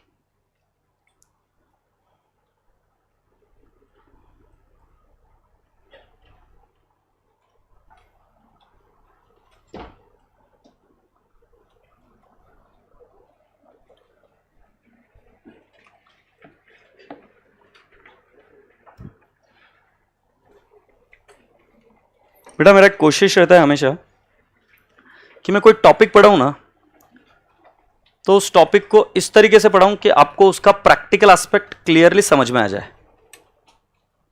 मैं क्या बोला, समझ में आया क्या? उसका प्रैक्टिकल एस्पेक्ट क्लियरली समझ में आ जाए. मतलब मैं कभी ये नहीं करता हूं कि मैं आपको फॉर्मेट बनाकर दिखा दूंगा कि देखो ये फॉर्मेट है. मैं ये कोशिश करता हूं कि आपको उस फॉर्मेट में डिराइव करवा के ले जाऊं कि फॉर्मेट क्यों बना और कैसे बन रहा है, क्या है. तो बेटा जी उसके लिए आपका इन्वॉल्वमेंट चाहिए. और जब तक आपका इन्वॉल्वमेंट नहीं होगा इस चीज को करना लगभग लगभग नामुमकिन है. एग्रीड? तो अभी मैं आपको जो समझाने जा रहा हूं वो फॉर्मेट समझाने जा रहा हूं and we are going to derive it. तो बात उन दिनों की है जब बेटा जी मैनुअल बुक कीपिंग था और अभी हम मैनुअल बुक कीपिंग ही कर रहे हैं. आप आपके नोटबुक में कर रहे हो solve, right? You are not doing anything on software. So we are learning the logic behind the manual book keeping जो उस जमाने में होता था. तो जब किसी के पास बहुत सारे शेयर्स, बहुत सारे बॉन्ड्स, बहुत सारे डिवेंचर्स होते थे. सो मान लो किसी के पास में पहली चीज गोल्ड है, किसी के पास में बॉन्ड्स है. बॉन्ड्स मान लो पहला वाला इंफोसिस का है, दूसरा वाला मान लो रिलायंस का है, तीसरा वाला मान लो टाटा का है. एग्रीड? फिर उसके पास कुछ शेयर्स भी है. एग्रीड? तो ध्यान रहे शेयर्स किसके है? रिलायंस के है. दूसरा कौन सा है? अडानी लिख दूं? हाँ अडानी का है, राइट. और भी अलग अलग शेयर्स है. Let's take an example, Tata steel है. बस बस बस, थैंक यू. ये शेयर्स है. इन सभी के अलग अलग अकाउंट ओपन करेंगे क्योंकि अलग अलग इन्वेस्टमेंट है. Point number 1, you cannot club two investment account together. You will have to create separate account for each and every type of investment. So for example, if you are having Ramesh account, you will create a separate account. For example, you are having Ram account, you will create a separate account. For example, you have got Shilpa account, you will create a separate account. Point one taken clearly. You will create separate account. तो account कैसे बनेगा? मेरे हिसाब से ये account ऐसे बनेगा. Science background अभी ध्यान देना. ये मैंने बनाया इन्वेस्टमेंट अकाउंट. ये इधर डेट है. मेरे हिसाब से मेरी सुंदर टीचर ने मुझे यही सिखाया था कि बेटा जी ये क्या है, ये डेट पर्टिकुलर्स रुपीज. क्या ये फॉर्मेट आपको याद आता है क्या? Very good. सो मुझे एक बात बताओ, जब सुंदर टीचर आपको बोलती थी बेटा सुनो इन्वेस्टमेंट परचेस्ड, सो तुम एंट्री करते थे investment to cash oblique bank. कौन सी तारीख को परचेज किया? लेट्स राइट डाउन 1/4/19 को. सो तुम इधर लिखते थे to cash oblique bank and you are writing down how much? 5,000. Let's take an example. Agreed? Please take up the point very clearly. जब जब आप इन्वेस्टमेंट को बाय करेंगे तो डेबिट में लिखेंगे, जब जब सेल करेंगे तब क्रेडिट में लिखेंगे. Common sense. इन्वेस्टमेंट जब बढ़ रहा है तो डेबिट में लिखेंगे, इन्वेस्टमेंट जब कम हो रहा है क्रेडिट में लिखेंगे. Why? Because we are just creating a ledger account. से यस. और ledger account is nothing but the replica of what? Journal entry. Investment को डेबिट बैलेंस है, बाय करेंगे तो डेबिट में और सेल करेंगे तो क्रेडिट में. Thums up. यस. बट अभी साला क्वेश्चन आ रहा है, सर इंटरेस्ट किस पर कैलकुलेट करते हैं? शुरुआत में ऐसा हुआ था, इंटरेस्ट किस पर कैलकुलेट हो रहा है? आवाज नहीं आ रही है. तुम नालायक जब बचपन में छोटे थे तुम इंटरेस्ट किस पर कैलकुलेट करते थे? किस पर? तुम इस पर करके आते थे ना. गधेड़े हो गधेड़े तुम. नॉनसेंस. तो फिर सॉरी ओके, इंक्लूडिंग मैं भी गधेड़ा हूं क्योंकि मैंने सीखा है कुछ कुछ बच्चों को. तो फिर हमने क्या किया, इधर और एक कॉलम जोड़ दिया. क्या कर दिया बेटा जी? एक और कॉलम जोड़ दिया. फिर और एक कॉलम जोड़ दिया. तुम पूछोगे क्यों जोड़ा? अबे एक्चुअली है लेजर ही. Date particulars rupees. ये रुपीज जो है वो अमाउंट है. फिर वापस डेट पर्टिकुलर्स रुपीज. तुम क्वेश्चन पूछोगे कि सर कौन से दो नए कॉलम ऐड किए? Very simple. First one which is added is face value. You will ask me why face value is added? Interest किस पर कैलकुलेट होता है? फेस वैल्यू पर. और राजा बेटा जी ये जो इंटरेस्ट है वो इंटरेस्ट का अकाउंट इधर बना दिया ताकि हमें यह पता चले कि उस पर इंटरेस्ट मिला है या नहीं मिला है. से यस. अब राजा बेटा जी ये जो रुपीज वाला कॉलम है ये इन्वेस्टमेंट अकाउंट को रिप्रेजेंट करता है और जो इंटरेस्ट वाला कॉलम है ये इंटरेस्ट को रिप्रेजेंट करता है. ध्यान रहे, investment is an asset, interest is an income. जल्दी से बताओ. Investment is an asset and interest is an income. So you tell me sir, interest will have which balance? If it is an income it will have which balance? कौन सा? It will have a credit balance. And interest is transferred where? बचपन से करते आए तुम. हाँ जोर से बताओ. Interest is transferred to P&L account and investment is transferred to balance sheet asset side. तो आज मैं आपको क्या बताने जा रहा हूं इस टॉपिक के माध्यम से कि हम एक नहीं कितने अकाउंट मेंटेन कर रहे हैं? दो. और पहला वाला अकाउंट कौन सा है? इंटरेस्ट. और दूसरा वाला अकाउंट कौन सा है? इन्वेस्टमेंट. देखते तुम्हारा कॉमन सेंस कितना प्रबल है. सोच के बताना, तुम्हें इंटरेस्ट ज्यादा कब मिलेगा? जब तुम इन्वेस्टमेंट बाय करोगे. और तुम्हारा इंटरेस्ट कब कम होगा? जब तुम सेल करोगे. सिंपल. मैं ऑफिस से पूछूं, मैंने और इन्वेस्टमेंट बाय किया, I will get more interest. मैंने इन्वेस्टमेंट सेल कर दिया, I will get less interest. वचन दो बच्चों, फेस वैल्यू में एंट्री सिर्फ तब होगी व्हेन यू बाय और सेल. क्योंकि फेस वैल्यू हम क्यों लिख रहे हैं कि हमें यह पता है कि face value represents what? Interest और वोटिंग राइट्स. फेस वैल्यू क्या रिप्रेजेंट करता है? इंटरेस्ट और वोटिंग राइट. ये वाला फिगर कब चेंज होगा इंटरेस्ट का? जब आप बाय कर रहे हो या क्या कर रहे हो? सेल. सो बेटा जी ये फेस वैल्यू वाला जो कॉलम है ना इसमें एंट्रीज कब होगी? बाय कर रहे हो या सेल कर रहे हो? से यस. Happy I guess. और राजा बेटा जी ये जो रुपीज वाला कॉलम है इसमें हमेशा कौन सी प्राइस लोगे? एक्स इंटरेस्ट वाली प्राइस लोगे. कौन सी?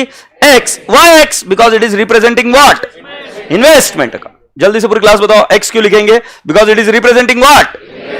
इन्वेस्टमेंट। और इंटरेस्ट में बेटा जी जो तुमको इंटरेस्ट मिलेगा और जो एक्रूड इंटरेस्ट होगा वो सारी चीजें इधर आएगी। यस और नो?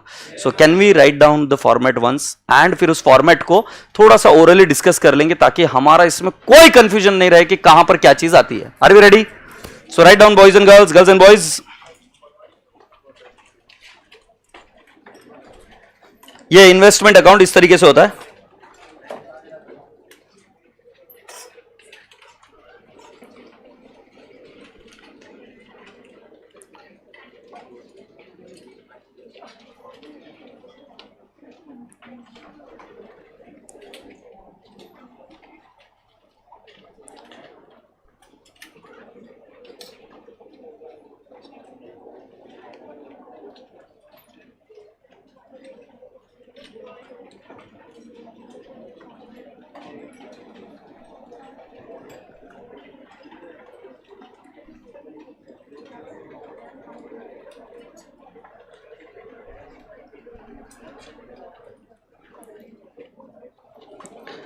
Date, particulars,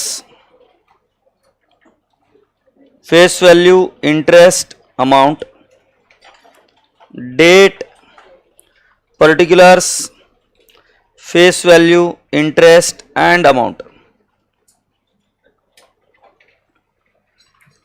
बेटा बराबर से लिखना, मैं जैसे इधर हाथ टच कर रहा हूं, it is not allowing me to write, but what all I have written, date, particulars, face value, interest and amount.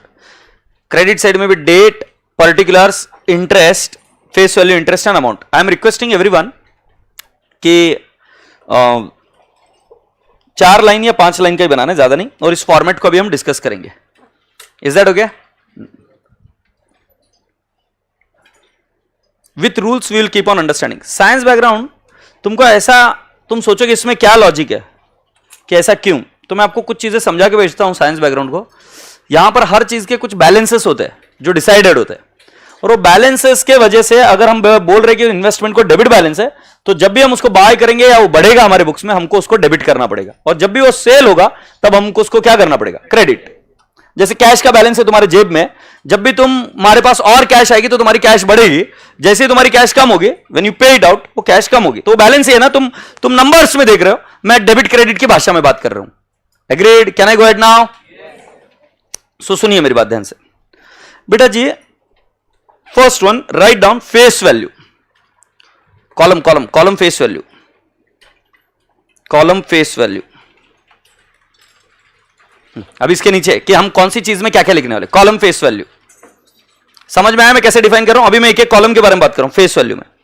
सो लिखिए, entry in this column, entry in this column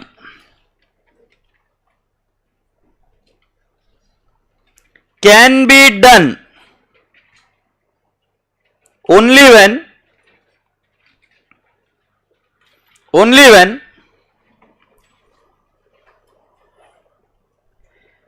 investment is purchased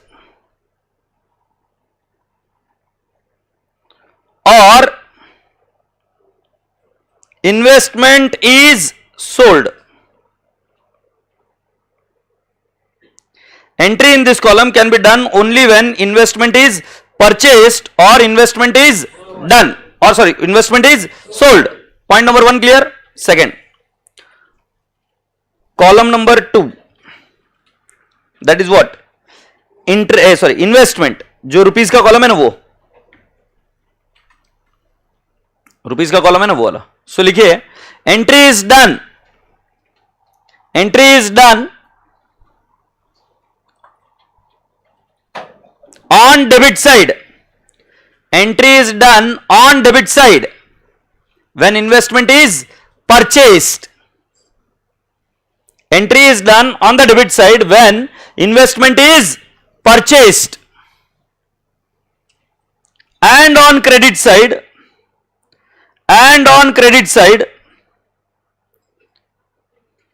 when investment is sold, and on credit side when investment is sold.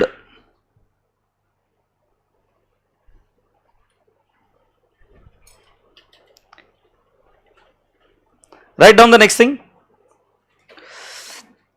क्या बताया, investment में हम कब कब entry करते हैं, when it is purchased it is on the debit side, when it is sold it is on the credit side. Right on the next important point, entry in this column, entry in this column, entry in this column, अरे यही वही वाला बेटा, column number 2 ही.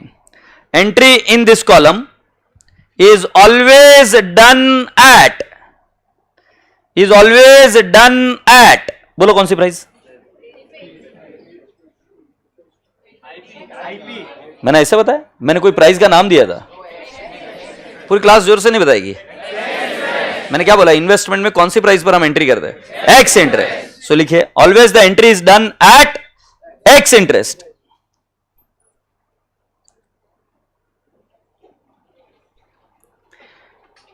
Happy, yes. So अभी हमारे कितने point हो गए, 2 पॉइंट हो गए. Now I am gonna explain you something about the interest account.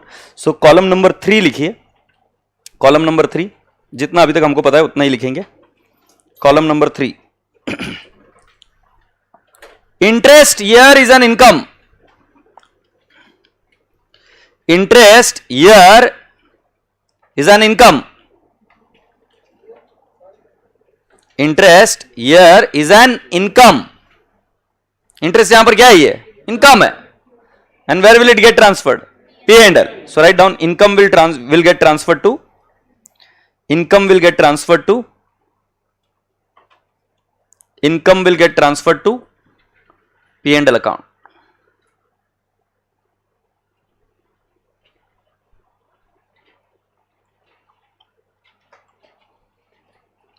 सुनते क्या अभी, हाँ शांति से रहो. अभी ये वाला कॉन्सेप्ट थोड़ा सा क्रिटिकल है, बट यार मेरे को एक चीज का क्या मजा नहीं आ रहा है, बताया क्या, मुझे आपसे प्राइसिंग सही क्यों नहीं मिल रही, मुझे अभी तक नहीं समझा.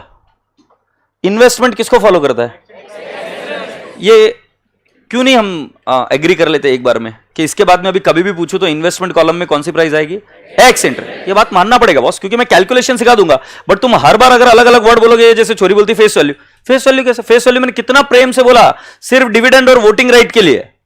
अगर सुनकर भी गधे के जैसे बिहेव करोगे तो कैसे करूंगा. फेस वैल्यू सिर्फ किसके लिए, डिविडेंड और वोटिंग राइट. सौदा व्यापार व्यवहार किस पर होता है, तो मैंने बताया था एक्स इंटरेस्ट. तो इन्वेस्टमेंट कौन सा वैल्यू पर लेंगे हम, ex interest. Point clear, alright. Now जरा ध्यान से सुनिए. Now there is a concept called as book keeping and accounting. Who will tell me what is book keeping and what is accounting. ये बस लास्ट कॉन्सेप्ट है आज का, ये जब खत्म हो जाएगा फिर हम आज की क्लास छोड़ देंगे.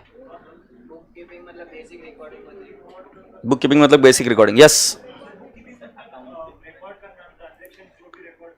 हाँ हाँ हाँ हाँ हाँ बिल्कुल सही. और अकाउंटिंग माने, नहीं नहीं नहीं नहीं नहीं, झूठ झूठ बात. हाँ हाँ, इधर से कोई बुक कीपिंग, इतना फालतू क्वेश्चन पूछा, बुक कीपिंग और ये, हाँ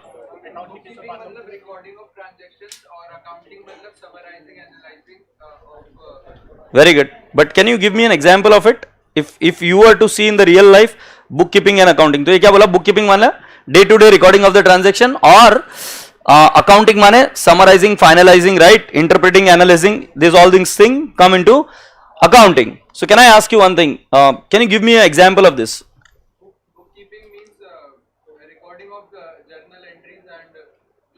बराबर, journal entries and all is bookkeeping. Next, accounting में. Sit down. कभी किसी ने सोचा है कि आउटस्टैंडिंग सैलरी ट्रायल बैलेंस में आए तो क्या effect, liability side, final account, no degree surrender करनी पड़ती है अभी अगर आंसर नहीं दिए तो. So outstanding salary trial balance में आए तो बैलेंस शीट, लाइबिलिटी साइड. और अगर एडजस्टमेंट में आए तो एंट्री बता सकते हो क्या, शर्म करो शर्म करो. आउटस्टैंडिंग सैलरी जो बोल रहा था वो लाइबिलिटी होती है, उसको क्रेडिट बैलेंस होता है. तो outstanding salary to outstanding salary. मेरा आपसे एक ही प्रश्न है, आउटस्टैंडिंग सैलरी ट्रायल बैलेंस में आया तो लाइबिलिटी साइड में, और एडजस्टमेंट में आया तो सैलरी टू आउटस्टैंडिंग सैलरी. सुंदर टीचर बोलती थी सैलरी में जाके करो ऐड और बैलेंस शीट लाइबिलिटी साइड. मेरा प्रश्न सिर्फ इतना है, जब आउटस्टैंडिंग सैलरी ट्रायल बैलेंस में आ सकता है तो वो एडजस्टमेंट में क्यों आता है, क्योंकि तुमने पॉइंट बराबर बोला, इतना प्यारा पॉइंट बोला, क्योंकि सर वो रिकॉर्ड नहीं हुआ। कम से क्वेश्चन रिकॉर्ड क्यों नहीं हुआ, और अब मैं आपको बात बताता हूं कि क्या बात होती है जिसकी वजह से रिकॉर्डिंग नहीं होती है। राइट? मुझे एक बात बताओ, कितने के बच्चों के घर खुद के है, मतलब उनके माता पिता के खुद के? Raise your hand. Right? Can you please stand on your place if it is possible? हाँ, I have asked a very simple question. Wow, almost whole of the class is standing here. अब मैं आपसे पूछता हूं, आप में से जितने लोगों ने अपने घर के पेपर देखे वो खड़े रहे, बाकी के बैठ जाइए। अपने घर के पेपर देखे, परचेस की डीड देखी है, वो खड़े रहे और बाकी के बैठ जाए। तुम देख रहे हो मेजॉरिटी क्लास बैठ गई है। बैठ जाओ, बैठ जाओ। मेजॉरिटी क्लास बैठ गई थी, यस और नो? और जो छोटे मोटे बच्चे हैं ना, ये इसलिए खड़े रहे थे लास्ट में क्योंकि शायद इनका घर अभी रिसेंटली बाय किया गया होगा। नहीं, ठीक है, अगर पेपर देख लिए होंगे, कभी आए होंगे तो, बट ऐसा तो नहीं किया होगा ना पापा ने, सुन बेटा मेरे घर के पेपर तुझे दिखा रहा हूं, देख ले। आई एम श्योर ऐसा तो नहीं किया होगा। गलती से कहीं था, तुम चले गए रोते रोते, पापा ये क्या है बता दो हमको भी, तो पापा ने बता दिया। तो बेटा जी, घर में दो लोग रहते हैं और तुमसे बेहतर और कोई जान ही नहीं सकता।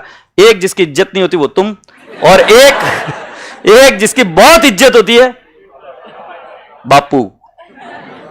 है कि नहीं है? मतलब ऐसा तुमको लगता है कई बार कि मैं घर में मैं रहूं नहीं रहूं क्या फर्क पड़ता है? राइट? ये ऐसे भी जी लेंगे। और एक होता है बापू जिनकी इज्जत बहुत होती है। क्या मेरी बात आपके भेजे तक गई क्या? बेटा जी, जो आपका बापू होता है ना, वो है अकाउंटिंग करने वाला व्यक्ति, और जो तुम हो वो हो बुक कीपर। कैसे बुक कीपर? मैं तुमको थोड़े से एक एग्जाम्पल से समझाता हूं। तुमको अगर मुझे कैश बुक सिखानी है, तुम छोटे से बच्चे हो, तुमको मुझे क्या सिखानी है? Cash book. So cash book सिखानी तो मैं तुमको समझाऊंगा। ये देख बेटा, ये साइड है रिसीट, ये साइड है पेमेंट। इधर रिसीट की एंट्री मारने का, इधर पेमेंट की एंट्री मारने का। इधर रिसीट, इधर पेमेंट, इधर रिसीट, इधर पेमेंट। टैली में तो और सिंपल है, बोले कुछ नहीं, रिसीट वाला वाउचर सिलेक्ट करने का, कहां से आए, एंट्री मारने का, आगे। रिसीट वाला वाउचर सिलेक्ट करने का, एंट्री मारने का, आगे। एक को सिखाते पेमेंट वाली एंट्री मारने का, आगे। हाँ या नहीं? उनको दो ही चीज, मतलब तुमको मालूम है डेटा एंट्री जो करते हो ना, मतलब इतनी सारी पूरी पब्लिक रिलायंस इंडस्ट्रीज की अकाउंटिंग कर रही, सपोज एग्जांपल, या बैंक की अकाउंटिंग कर रही, तुमको मालूम है क्या है? उस एक आदमी को, सपोज तुम बैंक में काम करो, तुमको मैंने बोला कि तुम्हारे को काम लगा देता हूं, तुम बैंक में गए, तुम्हारा काम एक ही है, चेक आया कि एंट्री मारने का, चेक आया कि एंट्री मारने का, चेक आया कि एंट्री मारने का। तुमको पता ही नहीं कि वो आगे क्या होता है। ये आया कि कैशियर, ये सिर्फ पेमेंट की एंट्री, पेमेंट की एंट्री, इसने अपने खाते से पैसे निकाले, इसने अपने खाते से पैसे निकाले, दिन भर पेमेंट की एंट्री कर रहा है। हाँ या नहीं? भाई साहब, ये तुम हो। घर में याद है क्या जो बाकी के बच्चे बैठ गए थे, जिनको कभी दस्तावेज नहीं दिखाया? तुमको पता है कि घर तुम्हारा है, बट तुम्हें कभी वो पेपर नहीं दिखाया। ये तुम हो, ये बुक कीपर है। इसको क्या मालूम रेंट एग्रीमेंट कितने की है? मतलब मान लो रिलायंस इंडस्ट्रीज की बैलेंस शीट है और उन्होंने कोई एक चीज हायर पे लिया, हायर समझते हो, भाड़े पर लिया है, जियो का पूरा भाड़े पर लिया, एक एग्जाम्पल बोल रहा हूं, और उसका भाड़ा है 1 करोड़ रुपए महीने का, और तुम बोलते हो कि मुझे रेंट एग्रीमेंट देखने का है। वो बोलेंगे कैशियर है, चुपचाप बैठने का। ये तुमको नहीं पता चलेगा। समझे कि नहीं समझे? सो कई बार क्या होता है, जो बुक कीपिंग करता है, जैसे तुमने बताया, वो डे टू डे रिकॉर्डिंग करता है, उन तक ये सब डेटा नहीं मिलता। और तुम्हें पता है कैशियर आए दिन चेंज होते हैं। तुम्हें पता है वहां पर जॉब फ्लक्चुएशन इतनी है कि बस पूछो मत। वहां पर सिर्फ डेटा एंट्री का काम होता है, और वो डेटा एंट्री का काम तुमने बताया था रिकॉर्डिंग होता है। Yes or no? Somebody said recording in the subsidiary book, recording in the ledger, फिर उसके ट्रायल बैलेंस बन जाता है, बात खत्म। बट उन तक सारा डेटा नहीं पहुंचता है। जैसे तुम्हारे पास घर के दस्तावेज नहीं पहुंचे थे, वैसे उन्हीं के पास इंपॉर्टेंट क्रिटिकल जो कोई भी पेपर से वो नहीं पहुंचते। तो इन सभी की एंट्रीज कब होती है? लास्ट में। तो जब फाइनलाइजेशन का काम होता है और जब सीनियर लोग जुड़ते हैं, जब चार्टर्ड अकाउंटेंट्स लोग जुड़ते हैं, तब वो सारी चीजें देखते हैं कि भाई साहब रेंट कितना है, और फिर वो रेंट एग्रीमेंट चेक करते हैं। जब रेंट एग्रीमेंट चेक करते हैं तो पता चलता है कि भाई साहब पेड कितना है, 10 करोड़ ही है, बट हमारा एक्सपेंस कितना है, 12 करोड़। मैं पूछ रहा हूं पेड कितना है, 10 करोड़, बट हमारा एक्सपेंस कितना है, 12 करोड़। यस और no? My again a very simple question is how much is outstanding? I am not getting your point. 2 crore is outstanding. But अभी यहां पर एक बहुत बड़ा झोल है, जरा ध्यान से सुनो। एक है अकाउंटेंट, उस अकाउंटेंट को कुछ नहीं, मतलब इतना ज्यादा पता नहीं, उसको दस्तावेज वगैरह कोई देता नहीं, डॉक्यूमेंट्स कुछ देता नहीं, तो एंट्री करता है rent to cash oblique bank. Say yes और नो, वो कितने की एंट्री कर देता बेटा? 10 10। ये एंट्री किसको नहीं समझ में आ रही हाथ ऊपर कर दो, क्योंकि मुझे ना अंडरस्टैंड कि what level this class is at. So assume कि उसको एंट्री आती है और तुमको भी एंट्री आती है, तुमने एंट्री कर दी rent to cash public bank. अब मुझे बताओ, तुम लिंबू टिम्बू तुमको डॉक्यूमेंट्स दिखा दे कोई? तुमको रेंट एग्रीमेंट दिखा दे? कोई नहीं दिखाता तुमको, तुमको पता ही नहीं रेंट कितना है, तुम यही सोच रहे हो कि 10 करोड़ होगा। फिर वो फाइनलाइजेशन में बैठते, कौन फाइनलाइजेशन में बैठते? Senior level. तो सीनियर लेवल लाल पेन से एंट्री करते हैं, क्या एंट्री करते हैं? रेंट, इतना बड़ा भी नहीं करते, रेंट टू आउटस्टैंडिंग रेंट कितना कर देंगे? 2 CR 2 CR। अब मैं आपको पूछता हूं, रेंट को टोटल डेबिट कितना हो गया? 12। और P&L अकाउंट में कितना चला गया? 12। हम यही चाह रहे थे। अब ये लोग क्या करते मालूम है क्या? अगले साल इसी एंट्री को क्या कर देते? रिवर्स। और वो रिवर्स कर क्या कर देते? आउटस्टैंडिंग रेंट टू रेंट कितना अमाउंट कर देते? 2 जिन्होंने एनपीए मेरे साथ पढ़ा है उनको पता है कि क्यों रिवर्स होता है, और ये रिवर्स हो गया। ये एक प्रोसेस है, ये कोई ट्रांजैक्शन नहीं है। This is a process in which the real life accounting happens. ऐसा ही होता है। तो ये एंट्री रिवर्स कर दे। तुम बोल रहे क्यों? अबे वो झंडू बाम क्या है ना, वो आदमी अगले साल रेंट भरेगा, अगले साल 10 नहीं भरेगा, अगले साल भरेगा 12 + 2 14। और उसको डॉक्यूमेंट कोई नहीं देता ना बेचारे को, तो उसको कुछ पता भी नहीं, और दे देंगे भी तो क्या करेगा वो? कितने ट्रांजैक्शन दिन भर वो उसी की एंट्री कर रहा है, सारे जो भी पेमेंट है। तो प्लीज समझने की कोशिश करो, जो मैनेजमेंट लेवल पर्सन होता है वो ये 2 एंट्री पास करा देता है। पहली एंट्री इस साल में आउटस्टैंडिंग रेंट की, और अगले साल में उसी एंट्री को क्या कर दिया? रिवर्स। मैं आपको पूछ रहा हूं अगले साल कितने का रेंट भरा जाएगा? So entry is rent to cash oblique bank 14 CR 14 CR। Can I ask you why 14 CR? आवाज नहीं आ रही है। पिछले साल का जो रेंट है और इस साल का 12, ये दोनों मिलाकर पेमेंट कर दे। आप जरा feel the beauty of debits and credits. और देखो रेंट को टोटल डेबिट कितना हुआ? पिछले साल 12 हुआ था, 10 + 2, और इस साल कितना होगा? इधर क्रेडिट हुआ है और इधर क्या हुआ है? डेबिट हुआ है। 14 डेबिट और क्रेडिट 2। सो टेक्निकली कितना नेट डेबिट हुआ है? 12। यस और नो? सो बेटा जी, क्या मैं आपसे इतनी सी बात की अपेक्षा रख सकता हूं क्या कि बेटा जी जो कोई भी एक्रूअल कॉन्सेप्ट की वजह से वो 4 आइटम आते हैं, prepaid expense, income received in advance, accrued income and outstanding expense, ये चारों ही आइटम जब भी एंट्री होती है उसके अगले साल को पहली तारीख को वो क्या हो जाते हैं? रिवर्स। मुझे आज आपसे बात करनी है इंटरेस्ट रिसीवेबल के बारे में। किसके बारे में? Interest receivable. ये क्यों आता है, क्या आता है, that we will see tomorrow may be. Today I only need to talk about interest receivable. So let me ask you something. Interest receivable की एंट्री क्या होती है? इंटरेस्ट रिसीवेबल क्या है? एसेट है, लायबिलिटी है? इसको कौन सा बैलेंस होता है? सो बेटा जी पहले साल एंट्री होती है इंटरेस्ट रिसीवेबल टू क्या? टू इंटरेस्ट क्या? अरे मालूम है, वो लिख नहीं रहा है।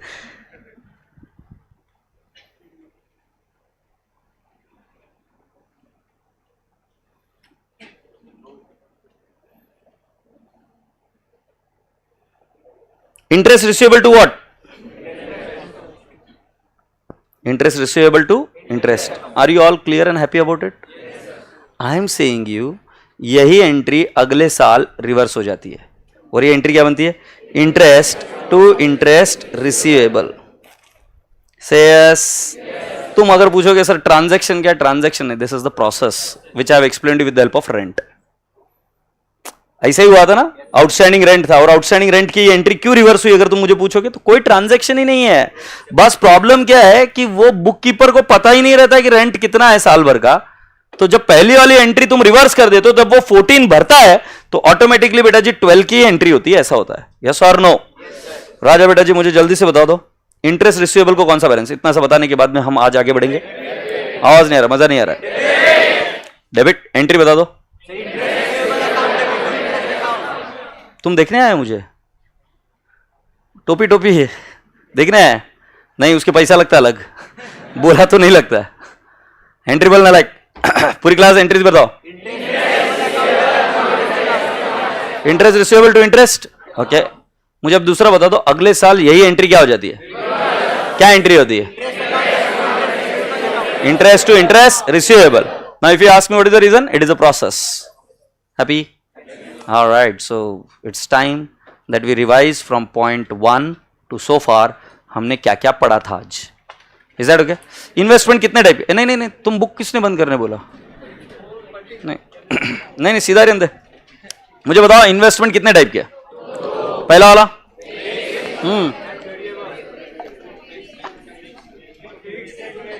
फिक्स्ड एंड फिक्स्ड माने इनकम फिक्स रहती है या चेंज होती रहती है? So example bond, debenture etcetera. In other words interest bearing. Agreed? So fix income bearing और दूसरा कौन सा होता है? Variable income. मैं कौन सा पढ़ा रहा हूं आपको? फिक्स पढ़ रहे हैं हम. ठीक है, उसके बाद में हम नीचे गए तो हमने बताया कि 10% डिवेंचर.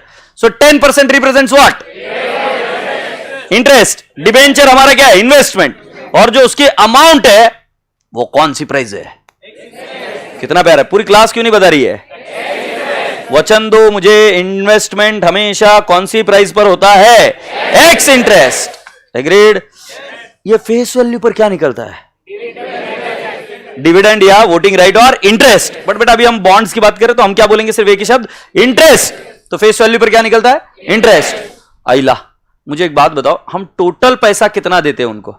अगर हम कभी भी बाय करते किसी से तो टोटल कैश कितना देते हैं? कम इंटरेस्ट. कम इंटरेस्ट माने का फॉर्मूला क्या है? Cum interest is equal to ex interest plus accrued interest. ये मैंने एक पेंटर के एग्जांपल से आपको चीज समझाई थी. अच्छा, पेमेंट हमेशा कौन सी दिन को होता है? कभी भी. कंपनी क्या हमेशा हर रोज पेमेंट कर सकती है? नहीं. Payment can only be done on the due date. और क्योंकि पेमेंट ड्यू डेट के दिन होता है इसके वजह से प्रॉब्लम होती है, क्योंकि बाय सेल रुकता है या चलता रहता है. सभी लोगों को प्राइजेस या पैसे की जरूरत पड़ सकती है कभी भी. तो जब पैसे की जरूरत पड़ती है तो उनको एग्जिट मिलना चाहिए. और एग्जिट मिलने के लिए मैंने आपको बताया कि मार्केट्स होते हैं जिसके अंदर आप बाय या सेल कर सकते हो. अब जब तुम पूछो कि बाय या सेल कर सकते हो तब वो कौन सी प्राइस पर होता है? तो वो कैश कौन सा अमाउंट रिफ्लेक्ट करता है? X interest plus interest. Yes और नो? उसको हम क्या बोलते हैं? कम इंटरेस्ट. कम इंटरेस्ट का पूरा long form cumulative of interest. Ex interest का long form excluding interest. Agreed? Then I went on slow and study and understood the format. तो format क्या क्या है?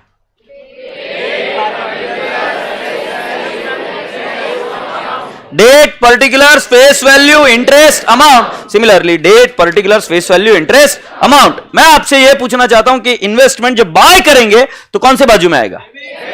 इन्वेस्टमेंट को कौन सा बैलेंस होता है? So जब बाय करोगे तब कौन सा साइड? जब सेल करोगे तब कौन सा साइड? एग्रीड? अच्छा मुझे बताओ फेस वैल्यू में एंट्री कब कब होगी? बाय या सेल के वक्त. और जब बेटा जी आप इन्वेस्टमेंट कॉलम में एंट्री करोगे तब भी कब करोगे? जब बाय या सेल. बट फेस वैल्यू में फेस वैल्यू आएगी, बट अमाउंट कॉलम में आएगी एक्स इंटरेस्ट प्राइस. यस और नो? आइला, इंटरेस्ट में कौन सा एंट्री आता है?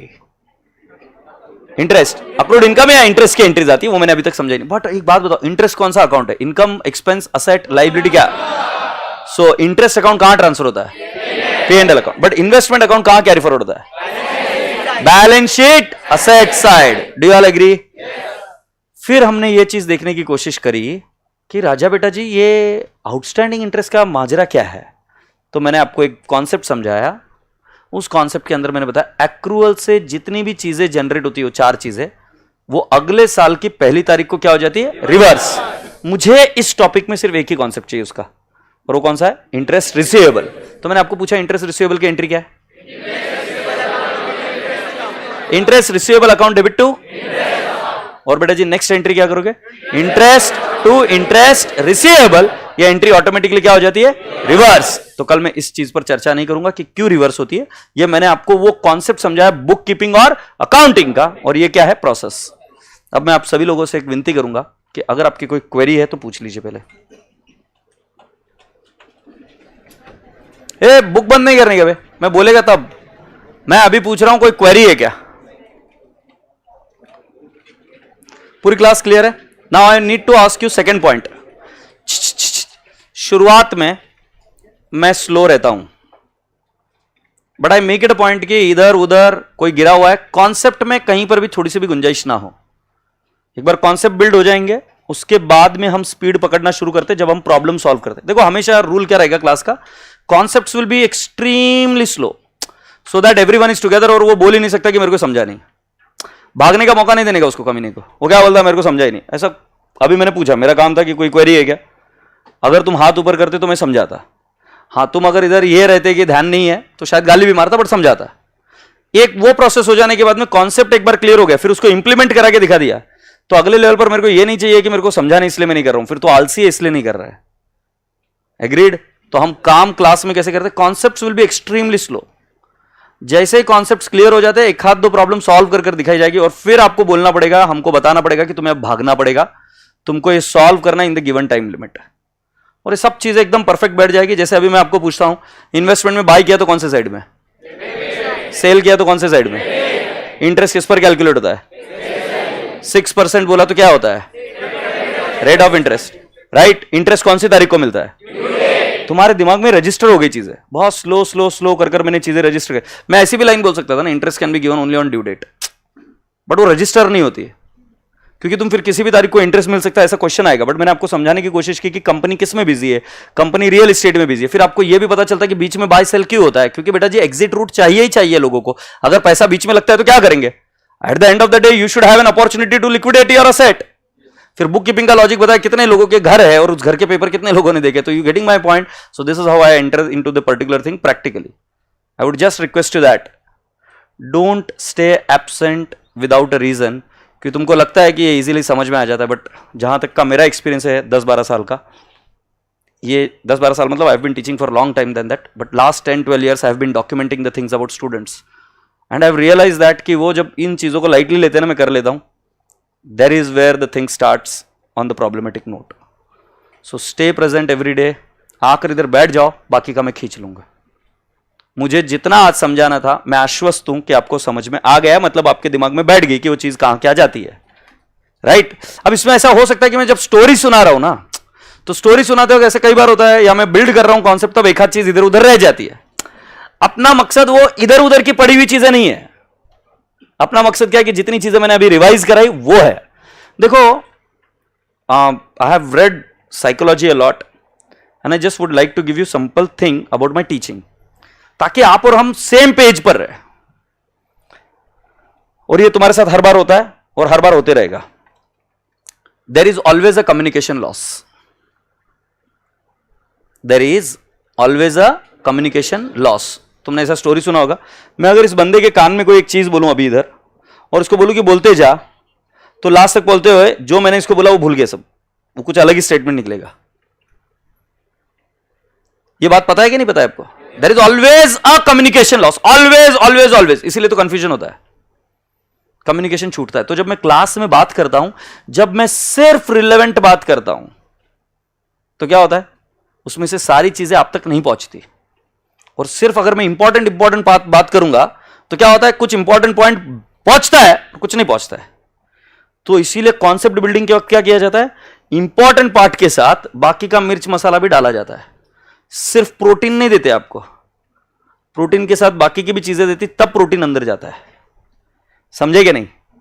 तो इसीलिए जो कॉन्सेप्ट देना है, उसके आजू बाजू में मैं कुछ चीजें बिल्टअप करता हूं और फिर वो आपको देता हूं। तो जो आजू बाजू में बिल्टअप किया उसके पास मत देखो आप, that was not the intention, the intention was the concept. और मैं लास्ट में जाने के पहले एक बार चेक करूंगा कि कॉन्सेप्ट आप तक पहुंचा है कि नहीं पहुंचा है, and I am thoroughly sure that has reached. Have you all understood teaching style? हां, जब मैं प्रॉब्लम में आऊंगा तब मेरे जैसा वानर कोई नहीं, तब मैं भगाऊंगा आपको, क्योंकि मुझे पता है कि प्रॉब्लम कंप्लीट होगी तभी तुझे मार्क्स मिलेंगे। अभी कॉन्सेप्ट अलग है, अभी मेरा है कि भाई आराम से समझ, टेक योर टाइम। तो मेरे को आपको मेरे 2-3 रूप देखने को मिलते हैं अलग अलग टाइम पर। अभी मैं एकदम प्रेमळ हूं, बट ऐसा नहीं रहूंगा जब मैं प्रॉब्लम के साथ रहूंगा। Is that point clear? So with this, as I said you कि today I have got some work and hence I am leaving early, ठीक है? So thank you so much, God bless you all, bye bye.